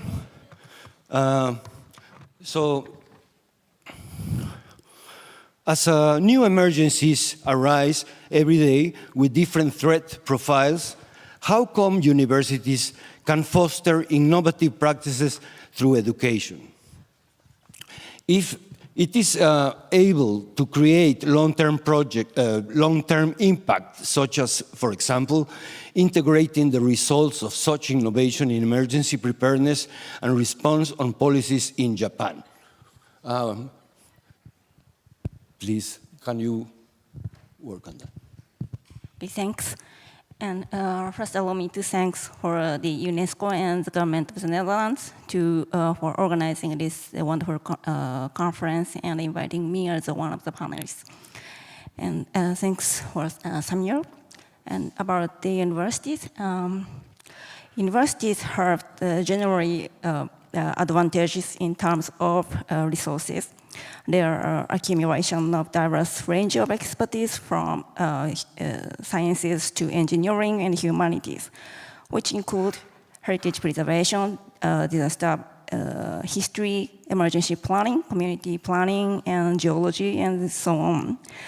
This accumulation and exchange of knowledge from different fields can lead to new urban approaches and ideas for planning and management for different types of emergency at different places. For instance, the type of disaster risks are different from region to region. Therefore, it is necessary to first identify the regional characteristics, which include geological, built, social, and cultural environment, Based on such understanding, preparedness and emergency planning can be developed. Disaster education should also be tailored to such regional specificities. In that sense, multidisciplinary or interdisciplinary academic research would be crucial and effective. Further education is not only for the students, but also for fostering the individuals with necessary abilities for emergency planning within community. In fact, there are needs at local governments and communities to enhance their preventive capabilities and mitigation capabilities. So, for several universities in Japan has specific institute for disaster prevention and disaster mitigation, and they collaborate with local governments and communities to undertake initiatives, including initiatives on cultural heritage in emergencies. When it comes to emergency preparedness and response, universities and other academic institutes emphasize the importance of being practical by being involved with local governments and communities so that their works will be reflected in policies and actions. Thank you. Thank you, Mariko. Certainly, we are aware that Japanese are the leading in the world in creating a culture of prevention through educational. They include this in the curriculums since at a very early age, and that's a model we are trying to emulate in Central America, for example, now, because it works. I mean, I think you have pointed that, how you implemented that in universities and at different levels, not only in primary schools, but it certainly has some results that we can clearly see. And that's why we would like to emulate them. And the next question will be to Mrs. Mutanu Giana. Welcome. This question is about using technologies to innovate local communities' voices and the know-how for a holistic digital practice with African cultural heritage. I wonder about the protection of intangible cultural heritage, as people are their only vessels. How can we increase their protection through digital tools? Thank you so much for this very important question that you ask, and I like that you put it in really nice terms, that the people are their only vessels. I would like to start by stating that I strongly believe that the protection and preservation of intangible cultural heritage is as important as that of tangible cultural heritage. It is the people, as you say, who embody cultures and hold reverence to these spaces you are fighting so hard to protect. Through intangible heritage, we are able to breathe life into these very spaces and collections. By using digital methods in the preservation of intangible cultural heritage, especially amongst communities that have been othered for decades, we allow memory workers such as myself and many others on the continent to include the voices of indigenous people, thus reclaiming their dignity and identities. For us, digitization offers a chance to question narratives about our people and redocument falsities and preserve information that did not and still does not fit the Eurocentric view that they have been assigned to for such a long time. To illustrate, I would like to share a transformative project we undertook in 2022. The National Commission for UNESCO invited us to digitally document the Gede ruins. For context, Gede is situated between Malindi and Kilifi in Kenya's coastal region. For those of you who've gone to Mombasa or you've traveled to the Kenyan coast, it's not very far from Mombasa. The town dates between 1041 to 1278 and was a significant trade center along the East African coast. When I was looking it up, the narrative that I got was that they said that Gede ruins contains artifacts like Ming China vases and Venetian glasses unearthed, and Venetian glasses were unearthed there. It flourished in the 15th century, but was abandoned in the 17th century due to factors such as raids, Portuguese influence, conflicts in nearby city-states, and a declining water table. And I think these are some of the things that we're trying to protect cultural heritage from right now, especially with the 1954 convention. However, regrettably, historical accounts of Gede have largely been shaped by foreign perspectives and archaeological studies by the British in the 1880s. Growing up, while we visited the coast, because Gede is a popular touristic site, I often wondered why it seemed very foreign, yet it's in Kenya. One of the questions that guides our practice at African Digital Heritage is, for whom are we digitizing for? For whom is the archive meant to serve? While NatCom had commissioned us on this to help preserve the tangible heritage, it was only right that we included the intangible aspect too. If the digitization was going to inform young girls like I was in the future who wanted to learn more about Gede, here our contribution was to counter the narrative of Western dominance over this heritage site by capturing a more inclusive and accurate history and fact of the site. We interviewed local community members in their native languages, and in the process discovered that Gede holds significant historical, oral history of the Mijikenda community within which its land is found. We also viewed it as we also learned that it is a site of sacred and spiritual importance. According to oral tradition, the site is protected by spirits and ancestors who harm those who threaten it. And these are details that you wouldn't find in historical texts about Gede.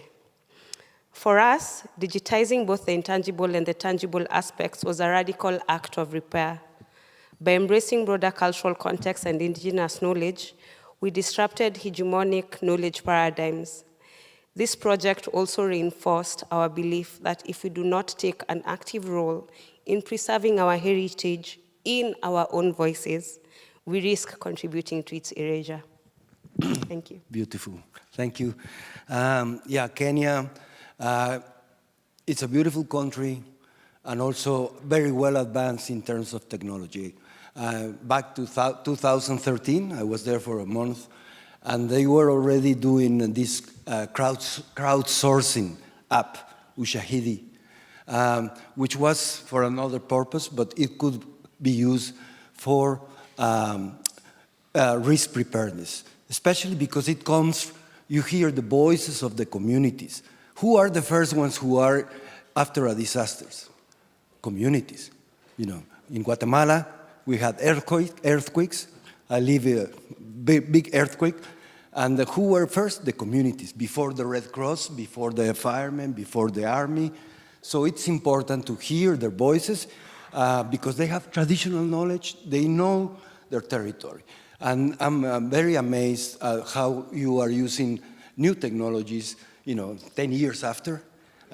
And that's very important, and that's the main issue that we are addressing in this session, how to take advantage of these tools that are available. So next question will be to Mr. Bignatti, Mauro. In your case, you work very concretely with digital threats, affecting digital infrastructure that can impact people's lives in many ways. How can technology be used to protect digital assets from digital threats, such as inventories of cultural property? Thank you, Simon. Thank you for the invitation. So as you know, as you are aware of, cyber operations are more and more used by armed forces during conflict. So we have seen cyber operations against critical infrastructure. And when I'm talking about cyber operation, I'm not just talking about exfiltration of data. I'm talking about the disruption and the destruction of physical assets. So through cyber means, it is possible to disrupt and destroy physical asset. We have seen against power grid, we have seen attacks against hospitals, we have seen also cyber operation against humanitarians. ICRC was a victim of a large cyber operation at the end of 2021, beginning of 2022. So seeing this trend and seeing the fact that more and more in armed conflict, the use of cyber means is a reality. So we're trying to digitalize the Red Cross, Red Crescent emblem. So the idea here is to put the emblem in a digital form on digital asset. Digital asset, I'm thinking about servers, computers of medical unit of armed forces, of hospitals, of humanitarians that are deployed in the field. So the way we are doing this is not a new system of cybersecurity, but we have to look at this from the perspective of cyber operators of armed forces, that we facilitate them the role to identify protected assets so that they must avoid to attack these assets. So the idea here is to present a digital emblem in form of a certificate to operators of cyber operations so that when they deploy an operation by identifying a suitable target, they will receive a certificate, and knowing that this certificate is a valid sign of protection based on the Geneva Convention. So we are now developing the technological solution. We will present this, and we are presenting this to the states because there's going to be a second path. It's the integration in the Geneva Conventions, which is something very challenging. But we have also a third actor in the field, so it's not just the users and the states. We have also the tech industry that have to be involved. So it's a very challenging project, but it's a project that we are running since 2 years now. And the very same technology, because it's a neutral technology, can be applied for different other purposes. One of these could be a digitalization of the Blue Shield to be put on digital assets of protected heritage property. So this is something that we can explore, and we are discussing with UNESCO in how we can deploy the same technology for the Blue Shield too. Fantastic. I think you mentioned a very important point for this occasion. We usually associate Blue Shield with the Red Cross. I mean, Blue Shield is the Red Cross of culture, but nobody knows the symbol. I mean, the Blue Shield is marked. Yesterday we heard, we had marked 15 places in Costa Rica. Yeah, I travel Latin America, and I've seen a lot of marked places, but nobody knows what it is. Nobody, it doesn't have the same visibility as the Red Cross. So I think that's a challenge from today to try to work together. ICRC, as Mauro has said, to include the Blue Shield in the Red Cross actions, even digitally.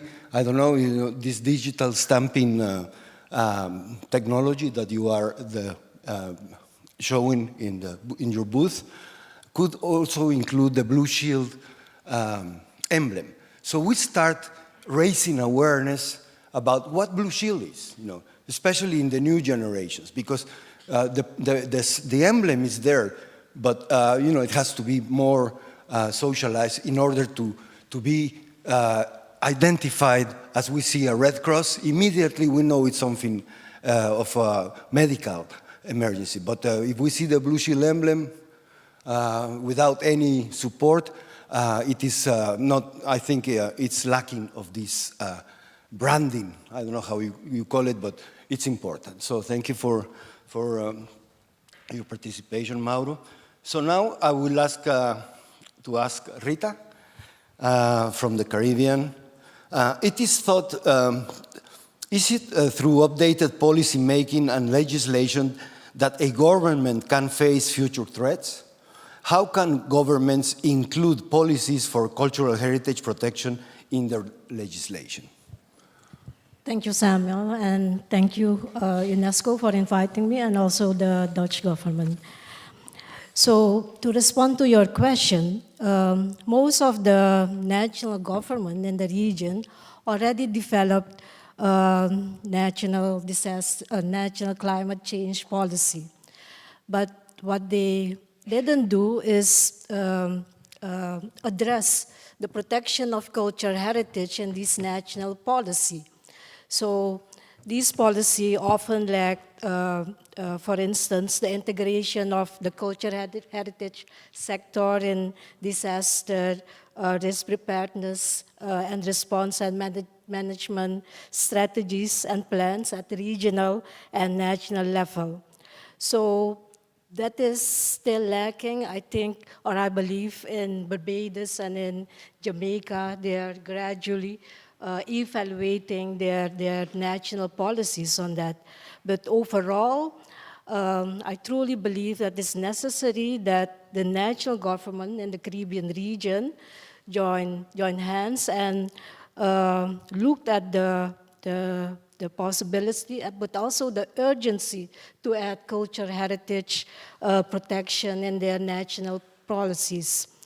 And having said that, because I'm representing the Caribbean Association, the Caribbean Archives Association, but also the Caribbean Heritage Emergency Network, when we were affected by the effects of Hurricane Irma, Maria, and Jose, the effects were very disastrous. And as Caribbean Association, we decided not to wait on national policies, but for ourselves, change our strategy. Instead of organizing workshops from island to island, we decided to develop a regional approach, to develop a comprehensive approach on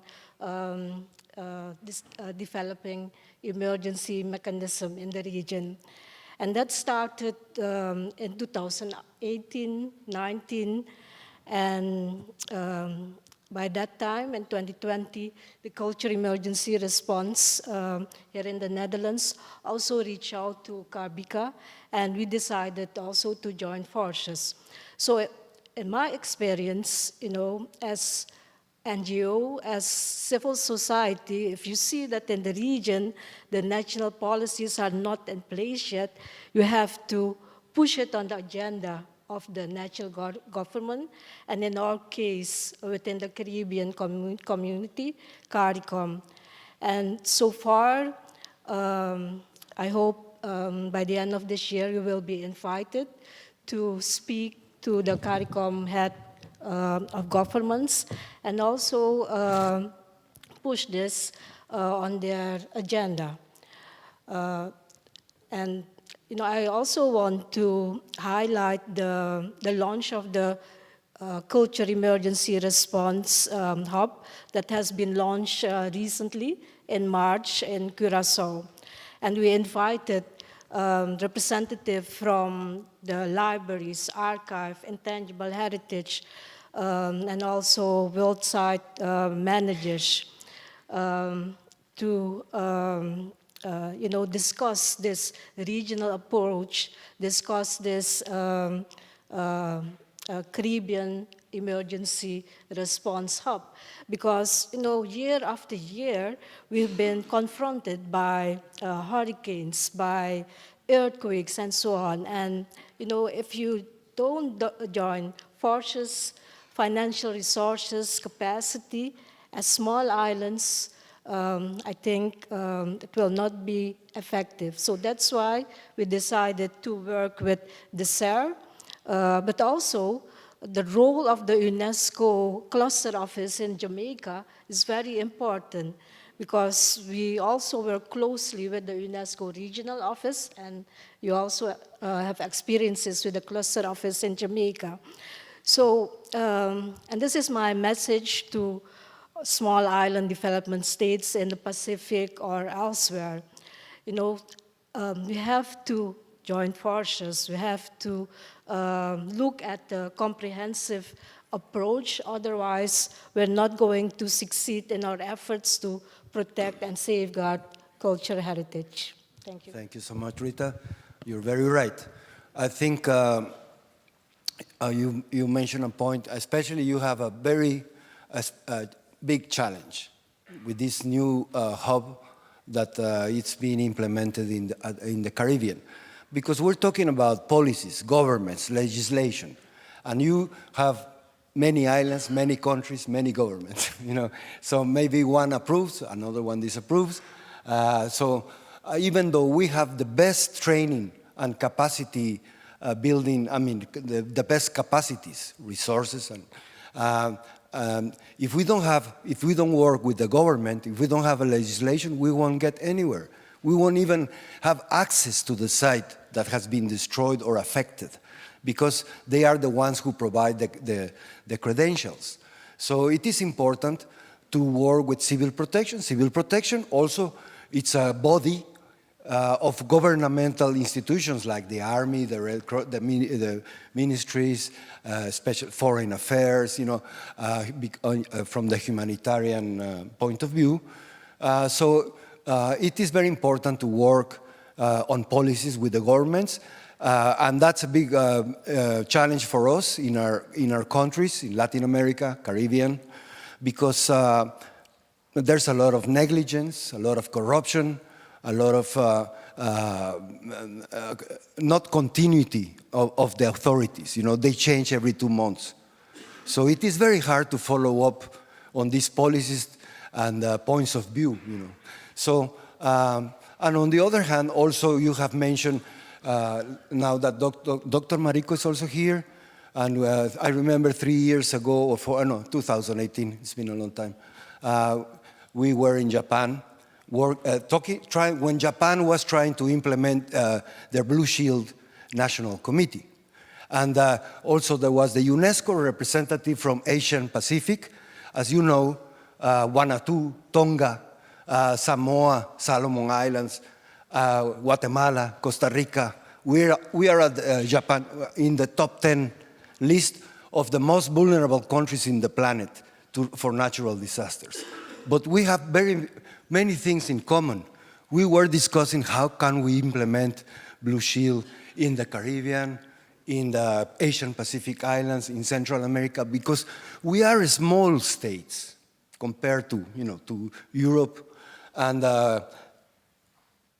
different mentalities, and do not have enough human or resources to form these national committees because of legal, because of economical situations.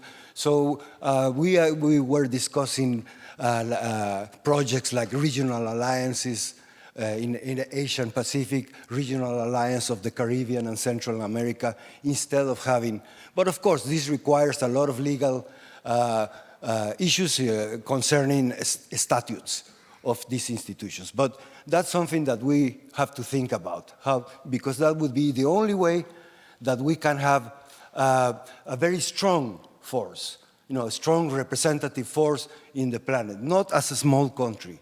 I think because that has been my experience in Central America as a conveyor of Blue Shield.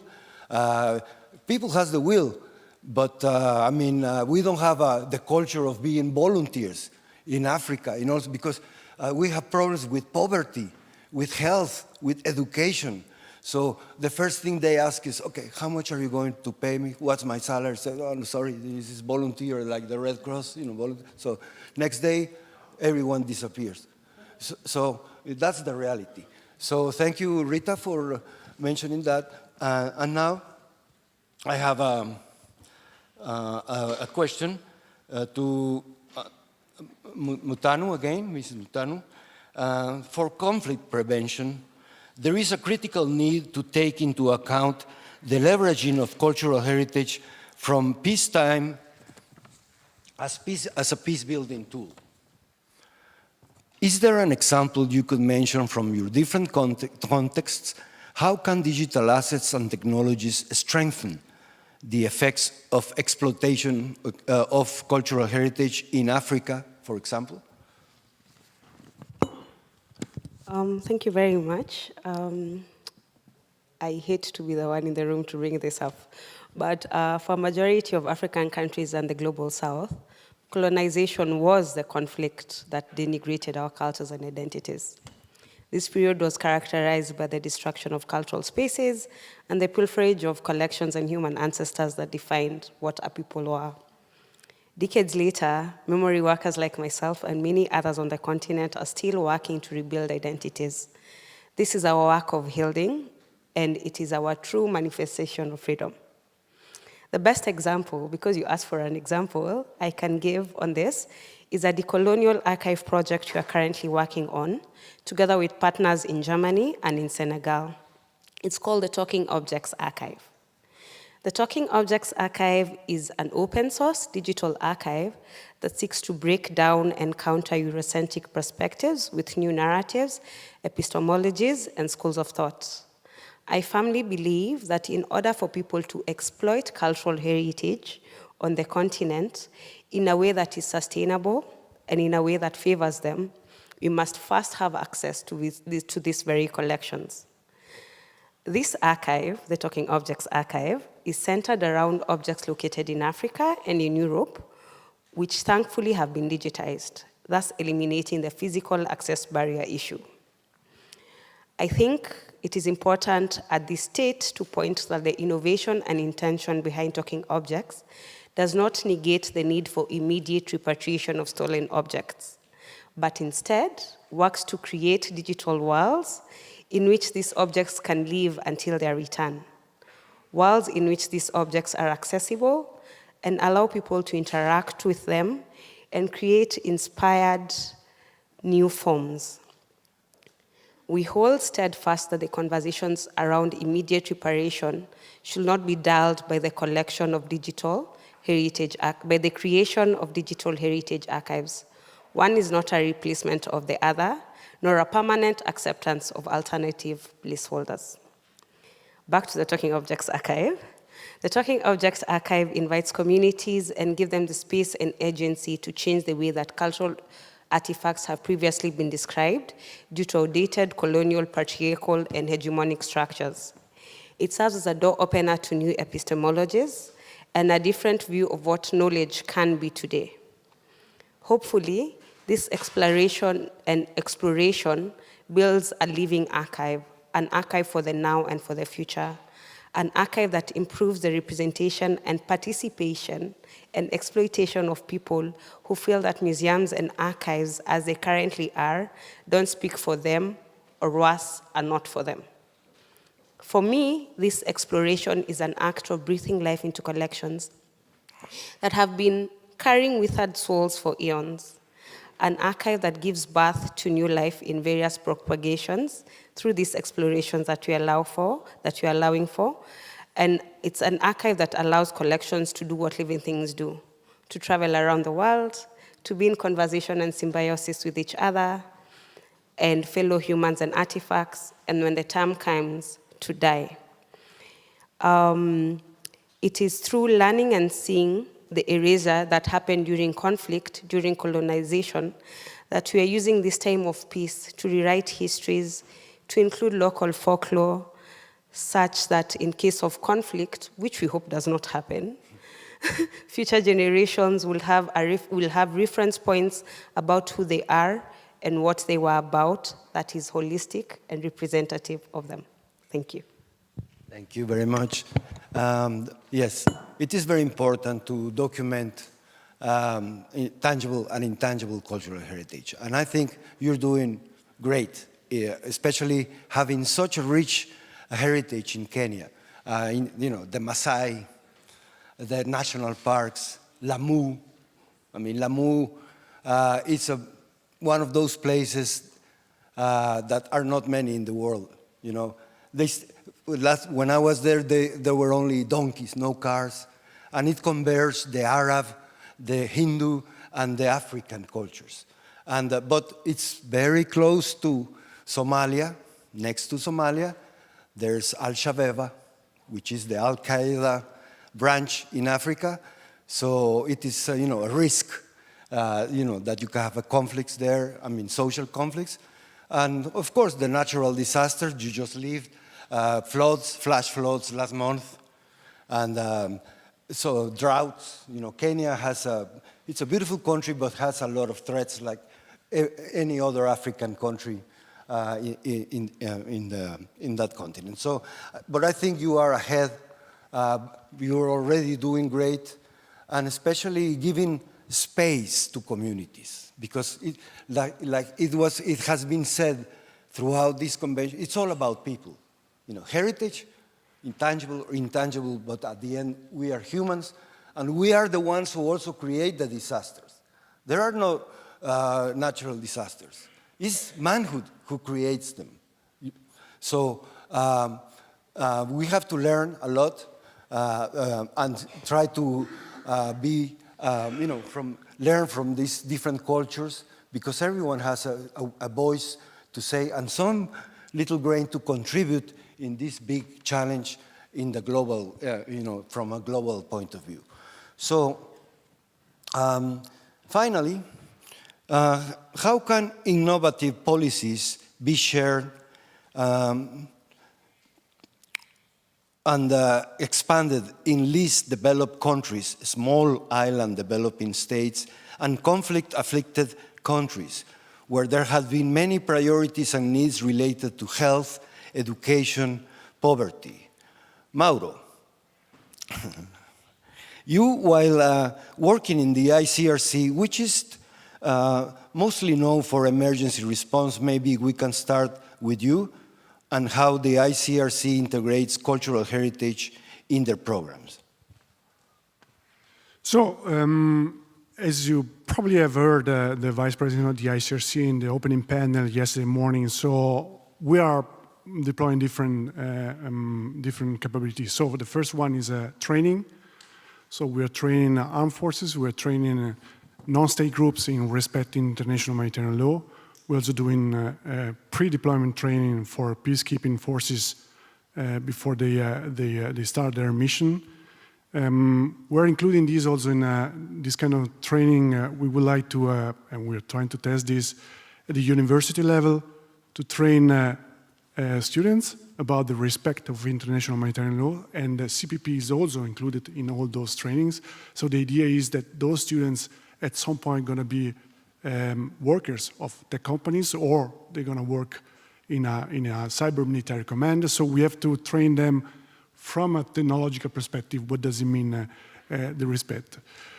What we have seen in this very difficult historical moment is that the belligerents are trying to restrict the capabilities of the Geneva Conventions in terms of restricting what civilians and civilian assets and civilian infrastructure are.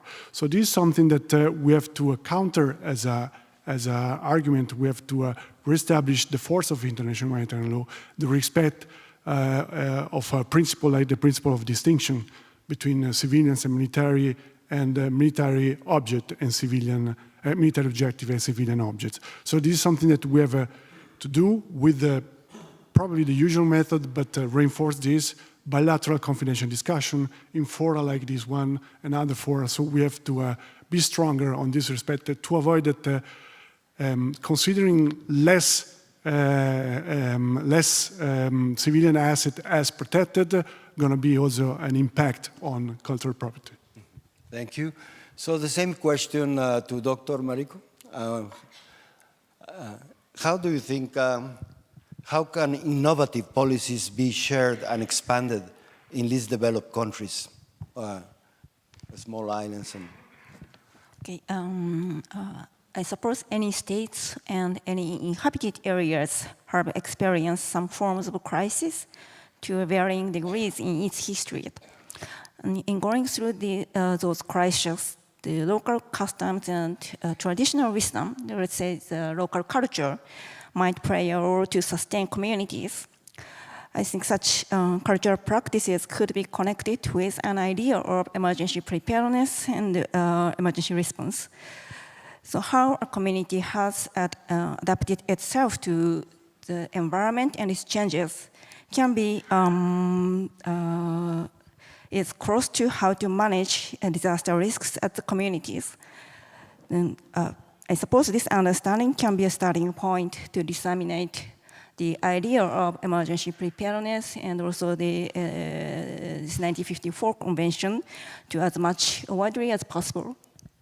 Thank you. Rita, what's your point? We have to be short because I think we're running out of time. Since you changed the schedule, I'm lost. I don't know when to finish. So, thank you, Sam. So with regards to national policy and legislation, those policies and legislations are needed, you know, for communities and also for national governments. But on the other hand, governments also need to ratify relevant convention and protocols, but also engage in multilateral cooperation. But last but not least, also engage actively with civil society and communities, because government only, they will not be able to actually implement those policies. So there is a whole range of stakeholders. So you have the convention, the protocols relevant to the region or the country.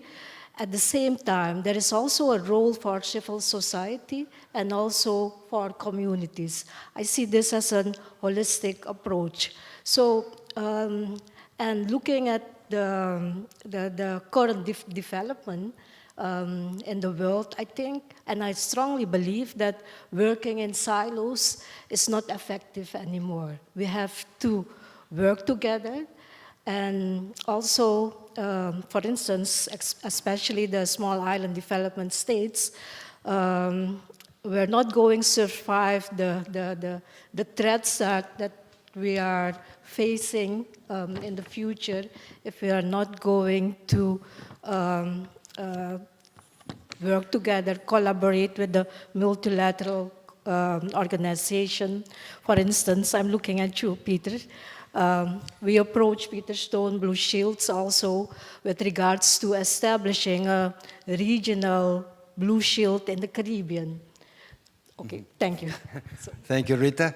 And your final words, if you have something to add, Matano? Would you like to talk something about this, conclusion? Yes. For me, I think it is, and I think, again, I'm repeating that even as we are redocumenting and reconstructing physical spaces, that we should put in endeavors to make sure that we are also doing and capturing the intangible heritage, because it is the intangible heritage that breathes life and gives these spaces soul. If really the work of cultural heritage is to connect the past, the present, and the future, then there needs to be like a clear line of how we got here for the purposes of future generations. Thank you. Thank you. So how much time do we have for Q&A? Do we have time for Q&A? 5 minutes? Okay. So before Q&A, I'd just like to conclude. Let me see what's first. The conclusion or Q&A. Okay, let's do the Q&A, and then I can add some comments that you may contribute with. Please. We have one question here, another one here. So we have 5 minutes, so please be, straight to the point. The microphone, is there a microphone? Please, come. Thank you. Can you identify yourself? And Yeah, Zeynep Gülnal from ICOMOS, and for now is UNESCO Turkey National Commission. So my question can be to Kinanya, but can be all the presenters can be answered. As you know that we have more and more hybrid threats affecting the cultural heritage and targeting the cultural heritage because of the strategic importance. So we also know that more and more we are facing with the cyber attack to our archives, and also the archival informations, and also the inventories. So because you are offering all the archival information to the public, and do you have any support for protecting the system from the cyber attacks, or how the future will be responsibility of the heritage organization on that? Thank you. Thank you so much. Really important question, because one of the things that I like saying about the work that we do is that we tend to look at digitization as just doing the thing. But then digitization exists within this sphere, or this sphere where we're also thinking about sustainability, we're thinking about risk, we're thinking about new interventions. And even as we put out interventions, one of the things that we do, especially with our programs, is to try to think long-term and bring in partners that will help us in or cover spaces that we might have not think of or communities might have not thought of yet. Unfortunately, in order to be able to do this, then you will need financial support, which is one of the things that is, I think, holding the continent back in jumping onto digitization interventions, because you find that most of the money goes into the actual thing, but not the protection.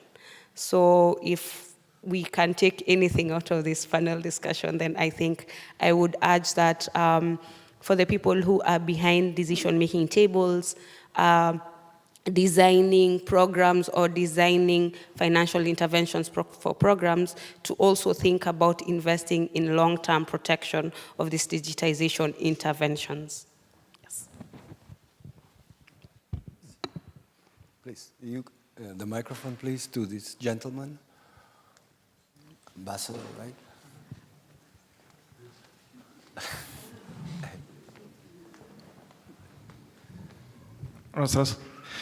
Thank you very much. My name is Roman. I'm from the Russian delegation to UNESCO. First of all, let me thank the hospitality of Hague, its people. Well, we have some troubles sometimes, but thankfully we managed to solve them with the help of the Secretariat. I would also like to thank the distinguished speakers on the topic. It was very, very rich and important, especially about the situation in Africa, in small island developed states, which is the priority of UNESCO organization, and it's very good that we hear it. I would have a small question to Mr. Vignati from the ICRC, because he mentioned a very important thing about new mechanism, digital mechanism being integrated into the Geneva Convention. I'll explain why. Being analyzing what is said during these sessions today and yesterday, and during the sessions of different governing bodies of the convention and protocols, advisory body, we see that there is certain demand for the enhancement of the implementation of the convention to make it more operational and effective. And so we see that we set some new strategic goals, try to elaborate new mechanisms, monitoring mechanisms as well. But they are not initially envisaged by the convention itself. And so certain states parties can consider it a risk to the implementation of the convention.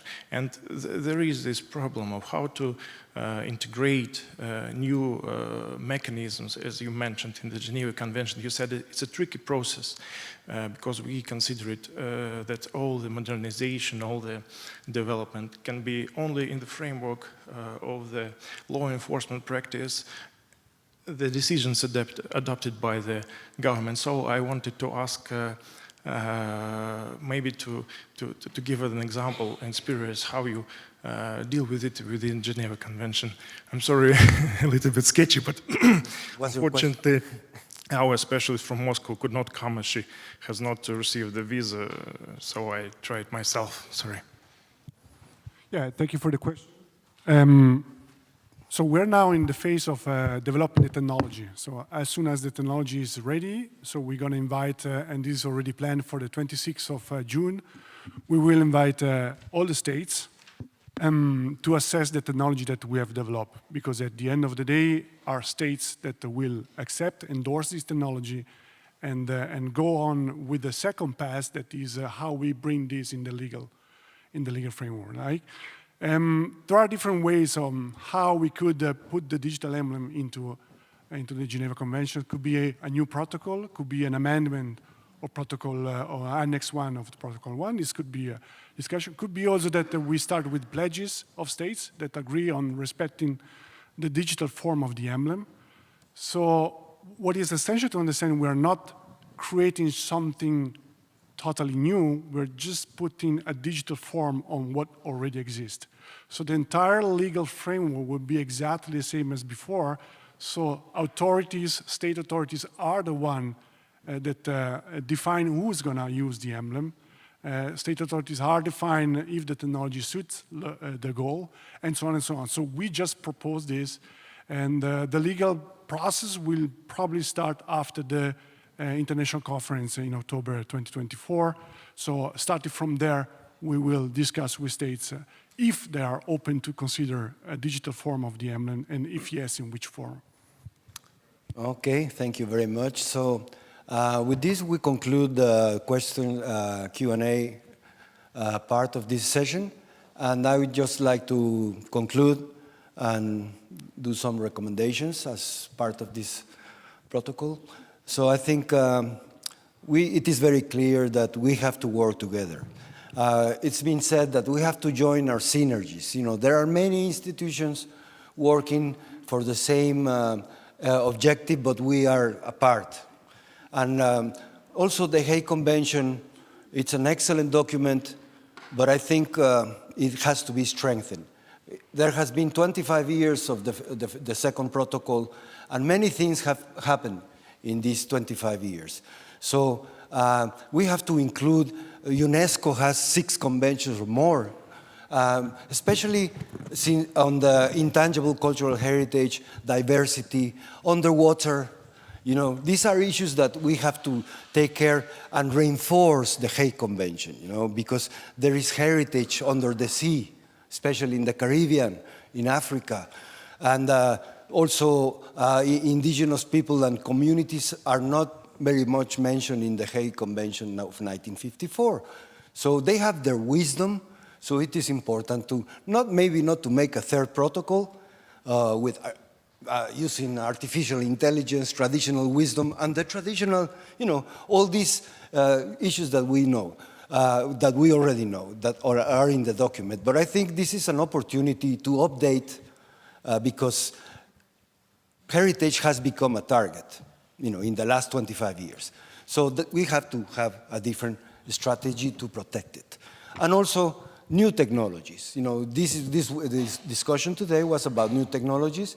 I think it would be fantastic if in this digital stamping and, you know, reinventing the Red Cross in a digital way, it would be very important to include some blue shield or some statements about cultural property protection, so it gets the same visibility, the same treatment, so the world can learn, you know, can be more aware of that. And also the importance of the work that you have been doing, you know, with these tools. There is many apps that we can use, but the idea is to join the synergies, to join the knowledge, and I think this is the conclusion of this session, looking at a positive future. So thank you very much for your contributions, which were very important, and thank you very much to the audience also for your contribution.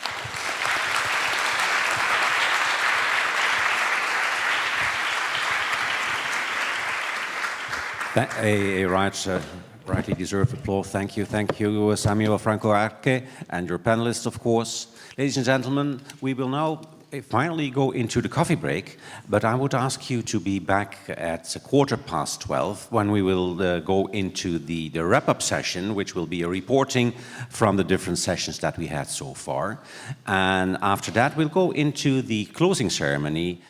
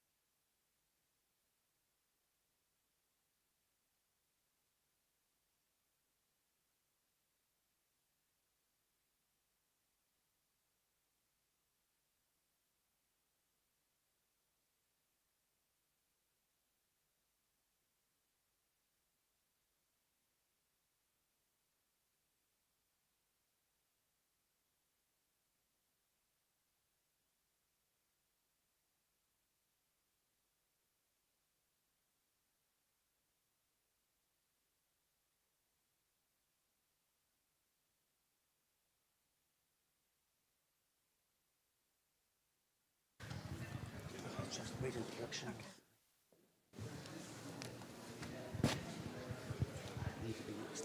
Okay. Next to the... My glasses. I have to take them off. You have to put them on to be able to read. I started. Yes. Excellences, Mesdames, Excellencies, ladies and gentlemen, dear participants, we have the pleasure of opening this session with the moderators who have worked over the past 2 days and who've developed, together with the panelists, developed some recommendations. These are recommendations, provisional recommendations that need to be revised, but already we have this document and we invite you to present them. We will invite back Ms. Krista Pika to present and introduce the wrap-up recommendations from the first plenary session on peace building through cultural heritage and the importance of cultural diplomacy. Krista, you have the floor. thank you very much. Hello? Yes. Good afternoon. Very pleased to see you all back in this plenary session. Before touching upon the first panel, I would also like to simply acknowledge the diversity and richness of exchanges that we have had over the past 2 days. We had more than 300 participants from 100 countries. We had 40 NGOs participating, and many people also connected online. So it's really encouraging to see the level of mobilization of all of you, and of course this contributed to the richness of discussions. Moving to the first panel, and I hope that you will also see the draft recommendations on the screen. The first panel looked at peace building through cultural heritage and the importance of cultural diplomacy. This was a panel where we had 6 panelists, including the UN Special Rapporteur on cultural rights, but also representatives from countries from different regions of the world, such as Mali, Bosnia-Herzegovina, Iraq, Jamaica, but also the European Union. The essence or the main message coming out of this panel was, of course, about the importance of culture, importance of factoring the preservation of culture into peace-building, peacekeeping, stabilization efforts, and also the importance of factoring culture in before, during and after crisis, and the importance of preparedness. Let us now look at the draft recommendations, if we can have them on the screen.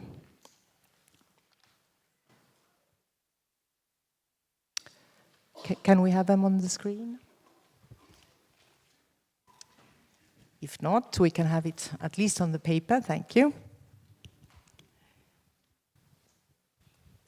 So, here are the few recommendations.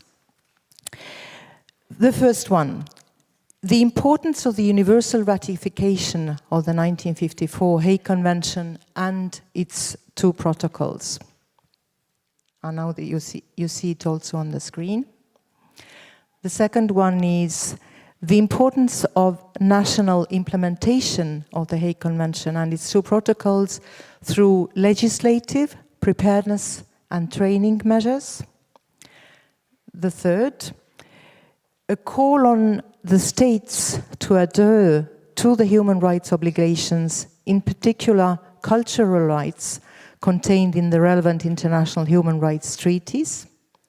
The fourth is the recommendation concerning the integration of culture into humanitarian stabilization, peace building and mediation efforts through cooperation between UNESCO, UN agencies, regional organizations, governments and civil society, so as to ensure sustainable development, peace and security. And the fifth is concerning the advice to develop comprehensive awareness-raising strategies and educational programs, including involving women and the youth, and also the emphasis on community participation and engagement in cultural preservation as a cornerstone of peace building and resilience. So these are the preliminary recommendations coming out of the first plenary session. And I will now want to pass the microphone over to the moderator of the second panel, or one of the parallel sessions. I understand Lucian's job is that. But I also wanted to mention that, of course, we would invite you to then afterwards share your comments and reflections if you see that we have missed an important recommendation. Thank you. Thank you, Krista. For summarizing this discussion of the session, we would now like to invite Ms. Svetlana Jovic, representing the plenary session on behalf of the moderator, to present her recommendations of the panel that she had. Yes. Please, you have the floor. Good afternoon. On behalf of our moderator, I'm presenting our recommendations from plenary session 2, Protecting Cultural Property, a Humanitarian Imperative, and our session was, as probably most of you were present, was pretty dynamic and diverse. It went from the perception of military actions by communities to the case studies of Beirut blast, and role of military, actually in this case peacekeeping mission, and the one case study from our colleague from Gaza. So recommendations summarize, first of all, that integrating heritage protection into humanitarian actions through enhanced cooperation between UNESCO and UN agencies should be to ensure alignment with international humanitarian law. So we all confirmed during our sessions that this is happening, but maybe it needs to be more intensified and more structured and not depending on individuals' contacts. If we have a good correlations with Beirut, for example, Beirut office in UNESCO is different, and if you don't have a good context among UN agencies. So, next recommendation, number 2, is advise developing comprehensive awareness-raising strategies involving women and youth to highlight cultural heritage role in peace and security. This is imperative, and especially for peacekeeping operations, since we work on the peace and security agenda, we do try through our limited efforts to engage women and youth in peace and stability initiatives, but we would like to invite and have support of UN technical agencies to substantively support this process. Third is related to conducting workshops to empower local communities in disaster or conflict regions to protect and manage their heritage, fostering respect of others' heritage.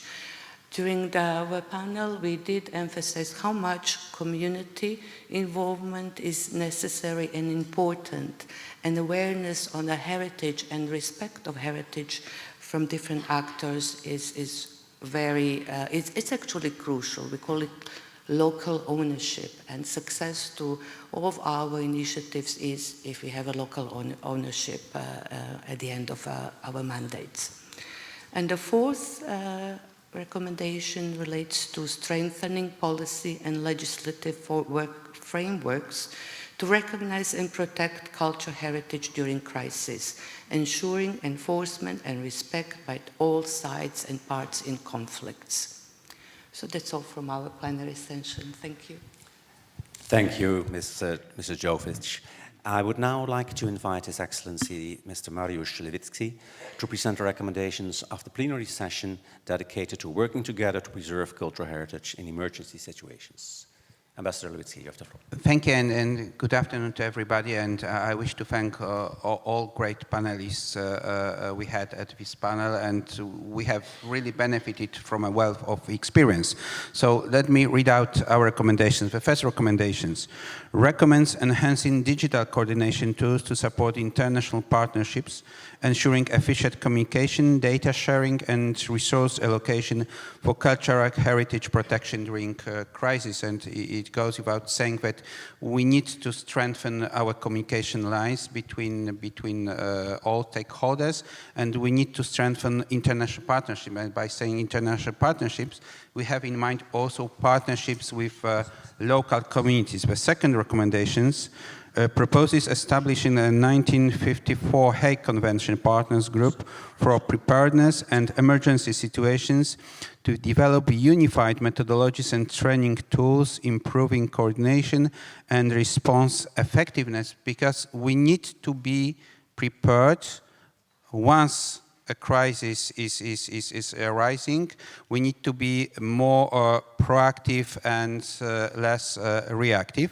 And the last third recommendation is advocates increasing inter-organizational projects to foster collaboration and global capacity to protect and preserve cultural heritage as per the 1954 Hague Convention. And this is actually one of the key objectives of this conference, to get together all partners from different fields, military, humanitarian actors, and culture field. Thank you so much.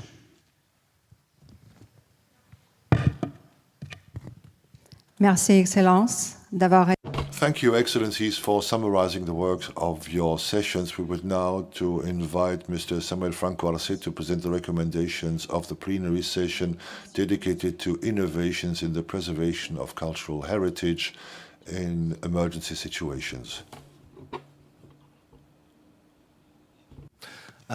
Yes, as I previously said just a few minutes ago, we have recommendations after this important session, and one is to encourage innovative approaches in use of technologies for heritage protection, such as digital mapping, satellite imagery, and artificial intelligence, to monitor and assess threats to cultural sites.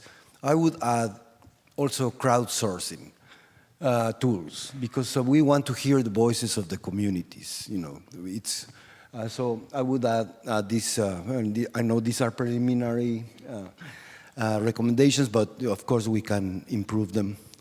And the second one would be to advocate strengthening international legal frameworks for emergency responses to threats against cultural heritage, including protocols for international cooperation and resource deployment. Yes, as it was mentioned by the panelists, especially in small islands or small, these geographical areas that involve many countries, many policies, many governments in a region, it is a bigger challenge, because like in the Caribbean, I mentioned, it was, there are many countries, many governments, many cultures. So it is, as Asian Pacific, the same situation. I think we are the most vulnerable part in the planet for natural disasters. So we have to work, like I said, like a regional alliance, as a group, in order to be heard and in order to have enough strength to respond in times of emergency. Then, to promote enhancing community engagement and capacity building by providing training and resources to empower local populations in safeguarding heritage. So this, again, it's important to include the communities, but also indigenous people. That's very important, because they have the wisdom, as it was mentioned, they have the know-how that we can merge with the scientists, with artificial intelligence, with whatever has been written in the document, so we can contribute to to a better document and more realistic one to what we are living in 2024 and who knows in the next years. So I would add also education. We had the experience of Japan. Japan are the masters of prevention. And we are reactive in the Caribbean, in Latin America. We are a reactive culture. So I think we have to learn from education to implement risk preparedness in their curriculums, at different levels, primary schools, universities. So we get a reactive culture because, as I mentioned, communities are the first ones to be where the disaster is. Not always the infrastructure allows the civil protection to get there immediately. So with that, I think that those are the main recommendations and conclusions of our session. And like I said, this can be just arranged. Thank you. Merci beaucoup, Professor. Thank you very much, Professor. Now we invite Captain Anke Pettersen to present the recommendations on the reinforcement of military capacities to protect cultural goods. Thank you very much. Very much. The session on building military capabilities for CPP has elaborated on the different ways in which CPP can play a role in military operations, including civil-military cooperation, logistics operations, and disaster response. And we had representation in the panel from different parts of the world, including the US, the UK, Austria, Lebanon, and through video, also Mali. And the session elaborated on the different arguments also needed to convince military leadership on the necessity of integrating CPP in military operations. And these arguments are very much needed also still today to be able to expand military CPP worldwide. And above all, it also emphasized the value of international collaboration and exchange, as we definitely need each other, also as experienced CPP officers, but also for the countries starting with this capability anew, to bring this topic forward also in defense organizations. So between us, my next visit will probably be to Lebanon to see how they are implementing their CPP capabilities. So, without further ado, the recommendations that we distilled from our discussion. Firstly, our recommendation is we strongly support the development of civil-military partnerships, including the establishment of a UNESCO civil-military alliance on cultural property protection to ensure access to specialized knowledge and training, enhancing the military's capacity to safeguard and respect cultural property alongside their other duties. Secondly, encourages increasing awareness-raising activities within the armed forces to establish cultural property protection units or capabilities, emphasizing the legal, ethical, strategic to tactical importance of cultural property protection and seeking support from military leadership. Third, advises enhancing international partnerships on the military protection of cultural property within security strategies, humanitarian assistance, and peacekeeping policies, engaging with armed forces or civilian organizations like UNESCO to support the creation and training of CPP units and capabilities and facilitating global knowledge exchange and assistance. Last but not least, we also highlighted the need for continued involvement of defense and security personnel in high-level discussions on the implementation of the 1954 Hague Convention.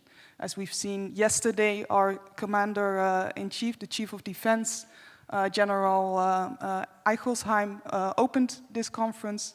Hopefully a next conference can also be involved with a lot of high-level military presence as well to emphasize the importance of this topic. Thank you.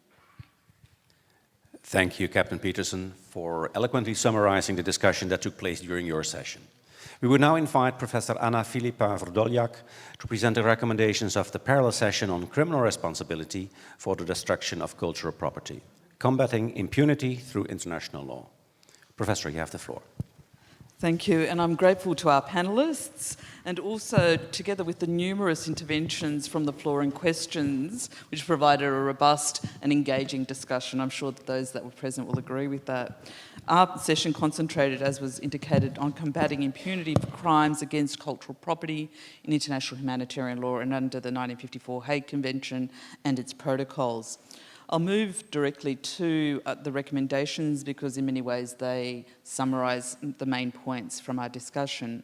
First, it recalls the obligation of states parties to incorporate the provisions on criminal accountability under the Hague Convention and its second protocol, international legal frameworks. Second, advising of enhancing cooperation among law enforcement, military and civil authorities by fostering robust communication and coordination, particularly during armed conflict, to ensure effective protection and prosecution of crimes against cultural property. We encourage involvement of national commissions for international humanitarian law more closely in the implementation of obligations related to the protection of cultural property alongside the relevant competent authorities. We recommend establishing an international task force dedicated to collecting and preserving evidence for the eventual prosecution in national courts, regional and international tribunals. We support UNESCO's work in training initiatives for the judiciary and encourage all states to incorporate these modules into legal education frameworks, equipping judges and prosecutors with expertise to handle such cases of destruction of cultural property and thereby strengthening the rule of law. And finally, but perhaps equally as important, indeed equally as important, we strongly support the effective participation and engagement of local communities, particularly women and youth, in damages assessment and reparations relating to accountability efforts. Thank you, moderators. Merci, professeur. Thank you, Professor, for summarizing the work of your session. We would now invite Mrs. Corinne Wagner to present the recommendations of the parallel session on new technologies and the protection of cultural goods, cultural property. We were pleased to have a very multidisciplinary panel of experts for our new technologies panel. And our main goal was to think of ways to better integrate cultural heritage protection for disaster planning and response to include the latest technologies that could be applied toward cultural heritage protection. So the main idea was harnessing these technologies, such as artificial intelligence and blockchain and others, for good and to make them accessible. So our recommendations follow. Recommends developing principles for artificial intelligence, blockchain, and other new technologies for the use in safeguarding cultural property, focusing on ethical and effective strategies during emergencies, including through establishing the UNESCO International Expert Group on Artificial Intelligence and Protection of Cultural Heritage. We advised enhancing digital inventories for heritage management by increasing efforts in digitization and integrating new technologies solutions, ensuring accurate real-time data for better monitoring, preservation, and accessibility of cultural properties. And we emphasize that this must be done in peacetime, not once the disaster has already occurred. Encourages fostering public-private partnerships to advance technology in cultural heritage protection, leveraging innovative solutions for monitoring and managing cultural sites, with UNESCO leading efforts to facilitate such collaborations. Recommends developing educational and training programs focused on the implications of new technologies, particularly artificial intelligence and/or blockchain, for the protection and preservation of cultural heritage. And then we possibly talked about organizing a global forum for young cultural heritage professionals on culture and peace in the digital world to promote knowledge exchange and innovation. And then finally, advises adapting and extending UNESCO's digital tools, such as the GIS-based platform for cultural heritage mapping and protection, to improve interoperability, information sharing, monitoring, and conservation of sites on UNESCO lists, enabling timely intervention and raising awareness for cultural properties worldwide. Thank you. Thank you ever so much. Thank you ever so much for that presentation. We've thus come to the end of all presentations by the different groups, and we would like to thank all the moderators for summarizing the results of our collective work, thus presenting us with a very tangible result already of this conference. Thank you once again. Now before, yes.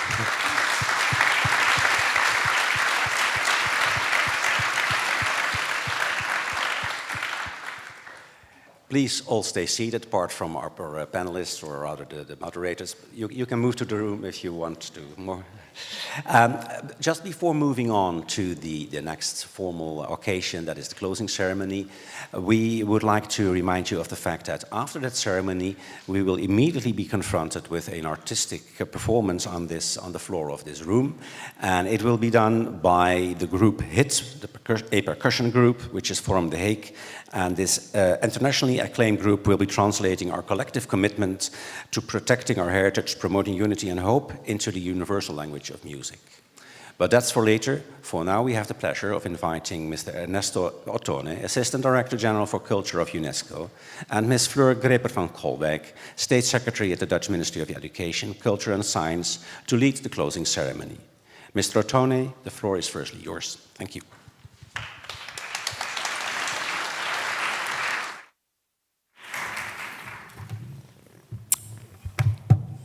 So, after the wrapping up, now it's the formalities.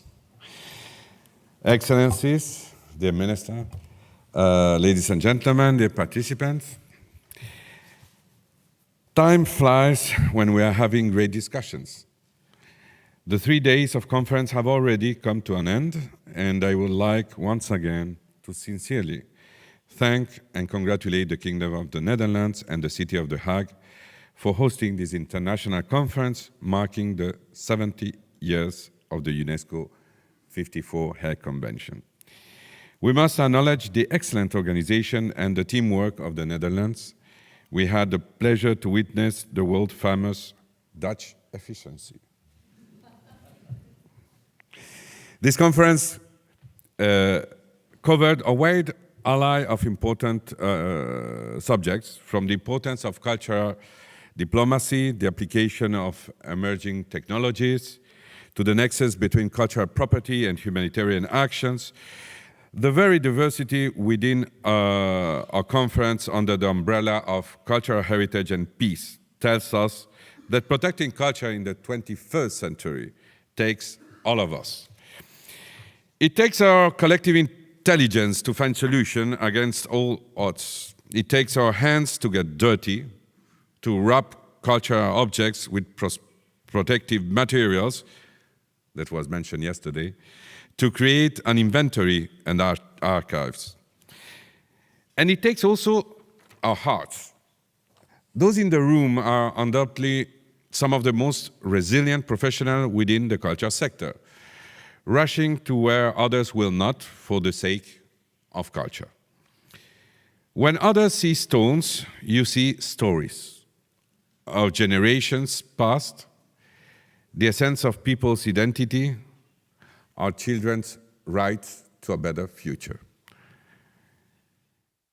In the cries of dreamers and doers like you that resulted in the creation of the UNESCO Convention for the Protection of Cultural Property at the event of armed conflict in this city of The Hague exactly 70 years ago. The preamble of the UNESCO 54 Hague Convention, and I mentioned the first day, but says, damage to cultural property belonging to any people whatsoever means damage to the cultural heritage of all mankind, since each people makes its contribution to the culture of the world. So, visiting booths by dozens of organizations and listening to all your exchanges and appetite to learn from each other, I was moved by how far this simple yet powerful concept has spread to all corners in the world. This is why I'm certain that there is a fertile ground for the new UNESCO Civil-Military Alliance, a structure that will facilitate unprecedented coordination and global exchange among heritage protection actors that previously saw limited interaction. Same goes for UNESCO's commitment to draw on cutting-edge technologies, particularly artificial intelligence, to preserve cultural heritage. We will help state parties better integrate remote monitoring through satellite imagery, preventive digitization of cultural property, and improved data. We will also launch a capacity building program for judges and prosecutors, as we did it for the 70 Convention against illicit trafficking, to better support the analysis and investigation of crimes targeting heritage. These efforts will build on our UNESCO extensive experience training judicial authorities to protect freedom of expression. And of course, we will continue to invite states around the world to ratify the Convention, and it was mentioned, and also the first and the second protocol, and to increase focus on preparedness. In today's climate, where crisis seems to multiply and nullify the work you have done, even you feel sometimes a sense of despair. Well, it's important that you know that you are not alone, and it is in each other that we can find the solace we need, the friendly ears to truly hear you, and the encouragement to go on. In moments of darkness, I would like us to remind ourselves that first and foremost, our concern and objective is peace. It has always been peace. The protection of heritage is intrinsically linked to that of peoples and communities, and it was mentioned many times this morning. And safeguarding one contributes to the security of the other. The reconstruction of cultural sites after a crisis means healing and reconciliation, cohesion of the affected communities and people. In this sense, the fundamental principles of the UNESCO Convention are part of a broader initiative aimed at promoting peace building and humanitarian efforts. And so, in moments of doubt, let us remember a reminder that we are preparing for what is to come after this darkness. Excellences, chers participants. Excellencies, dear participants, this conference highlighted what we have to do together. The results of this conference will feed our efforts to improve the work of the Hague Convention of 1954 and its two protocols. This international conference was also a very unique opportunity to get together all the partners, experts, and representatives of the entire world in order to create, over these 2 years, a space where we exchange our knowledges. From the exchange of these exchanges, we heard moderators of various sessions, and I would like to congratulate them for having been panelists. It is only up to us to implement ideas, innovation, new ideas, and the collaboration that were born out of this event, as well as thank you for the committees that who are in charge, the committees that are in charge for the implementation of this. We also had to think about our future, about the cultural heritage. Yes, it will stay threatened by the conflict, by pillage and others, but the technology advances the reinforcement of collaboration, and the research, the permanent research of new means of protection will represent all these opportunities. We must seize these opportunities. Argentinian writer Julio Cortázar once said, "La cultura es el ejercicio profundo de la identidad." It means culture is the profound exercise of identity. I would like to think that this is what we do in our own way. Protect our identities, the diversity of it, our cultural heritage against all threats, including neglects, misconceptions, and undermining that culture does not matter or matter less. I am pleased to say that the momentum is building and our voices are growing. Today, following the historic Mondial Cult in 2022, we are coming together to make culture as a standalone goal in the post-2030 Sustainable Development Agenda. As UNESCO, we pledge to continue our fight to speak up for culture. Looking around this room, I know today that we are not alone. Let me, before finishing, thanks once again all the team of the 3 ministries of the Kingdom of the Netherlands.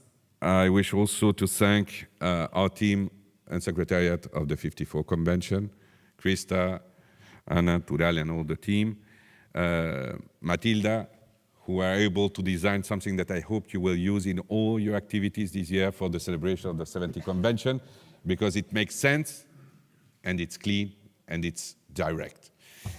And finally, together, let's put peace into action of women and men. Thank you a lot for your dedication. Thank you.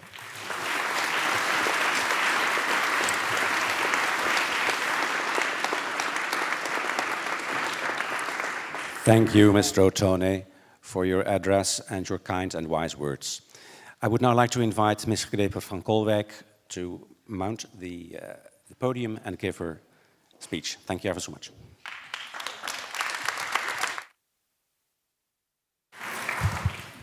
Yeah, good afternoon, everyone. And I would like to start with where the Assistant Secretary General ended, by thanking the team for the excellent work behind the scenes to make this conference a success as it has become. Because I think a lot of the things we don't see made why we could have the conference the way we had. So a big thanks to the team behind the scenes.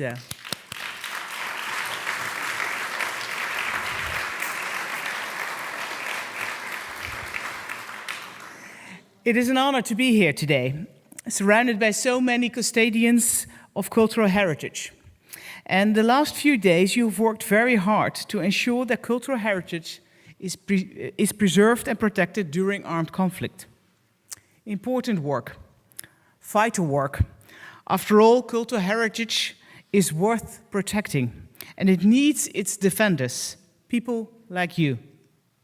And because cultural heritage does not have legs and cannot stand up for itself, yet we need cultural heritage. From books to buildings to paintings, they give us a sense of self.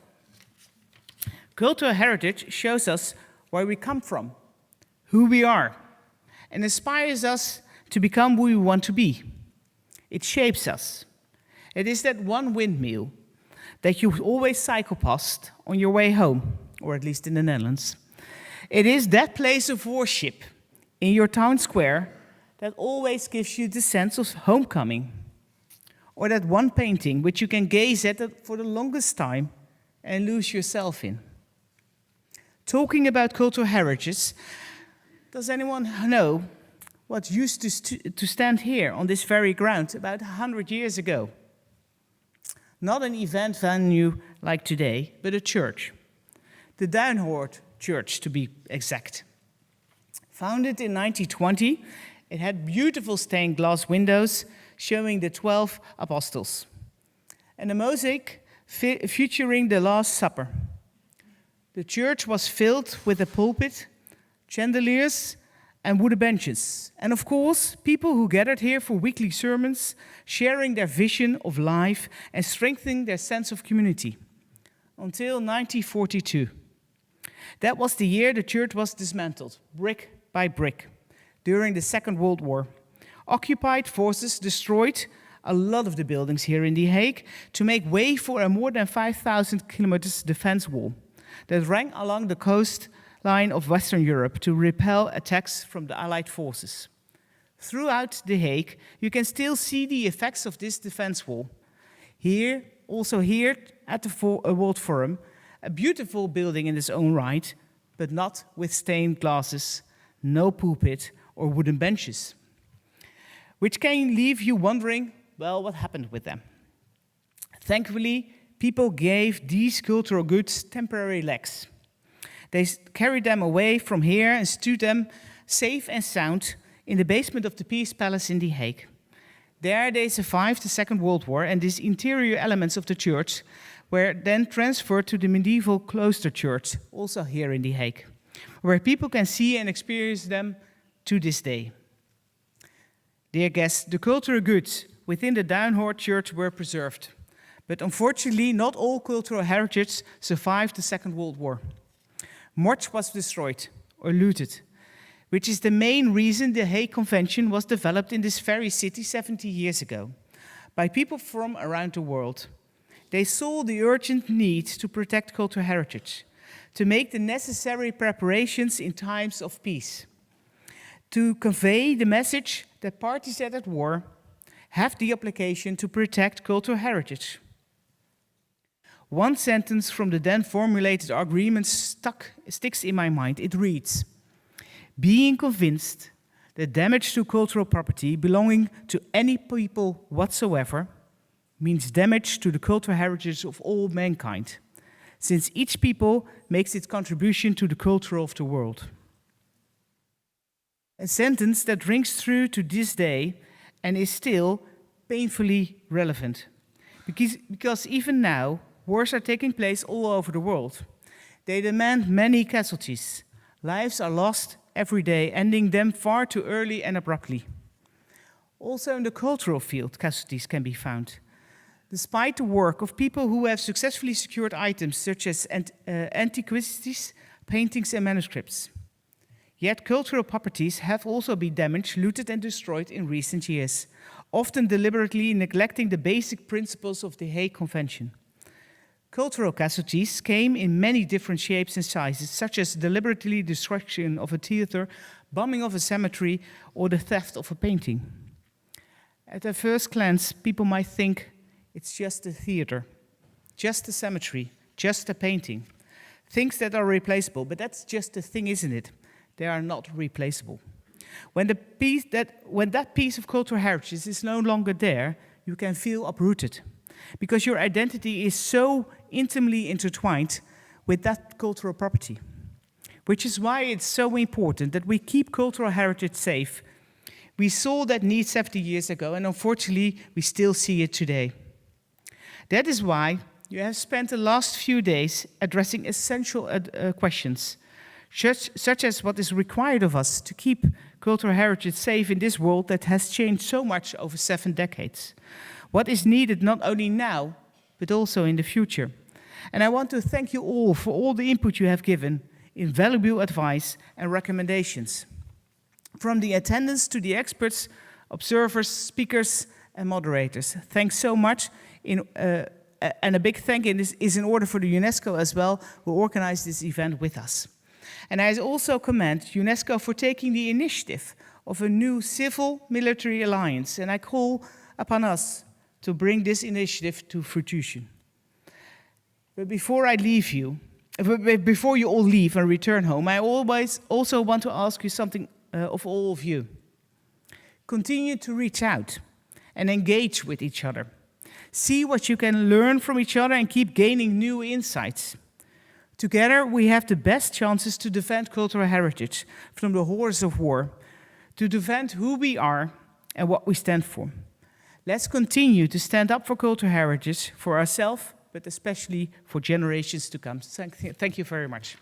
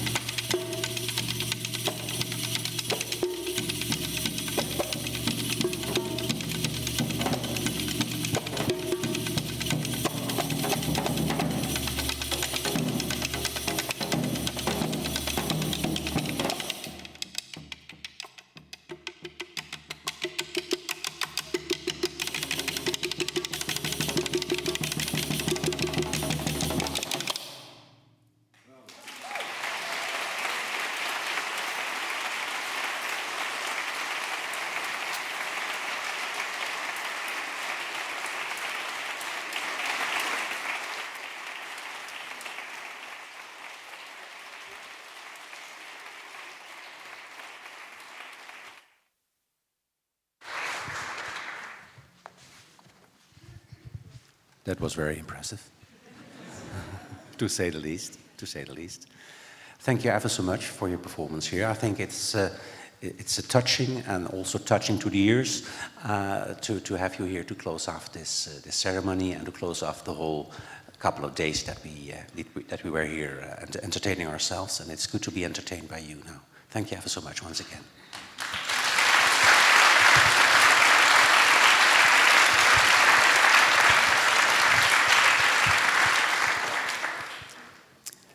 Ladies and gentlemen, this means that actually we have come to the end of our formal program of the conference. We would like to thank you all for your active participation in these rich exchanges over the past 3 days. Let's give this time each other a big round of applause.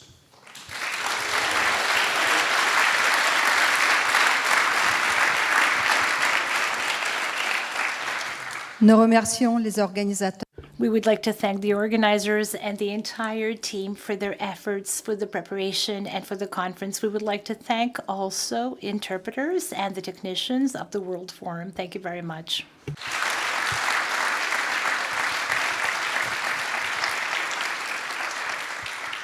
And then a last and hopefully welcome announcement, that is that in the lobby you will find lunches to go. And you can indeed take them with you or enjoy them here. That's totally up to yourselves. Une dernière remarque, le déjeuner à emporter après dans le foyer. Vous le prenez avec vous ou vous le mangez ici, comme vous voulez. Et à la prochaine.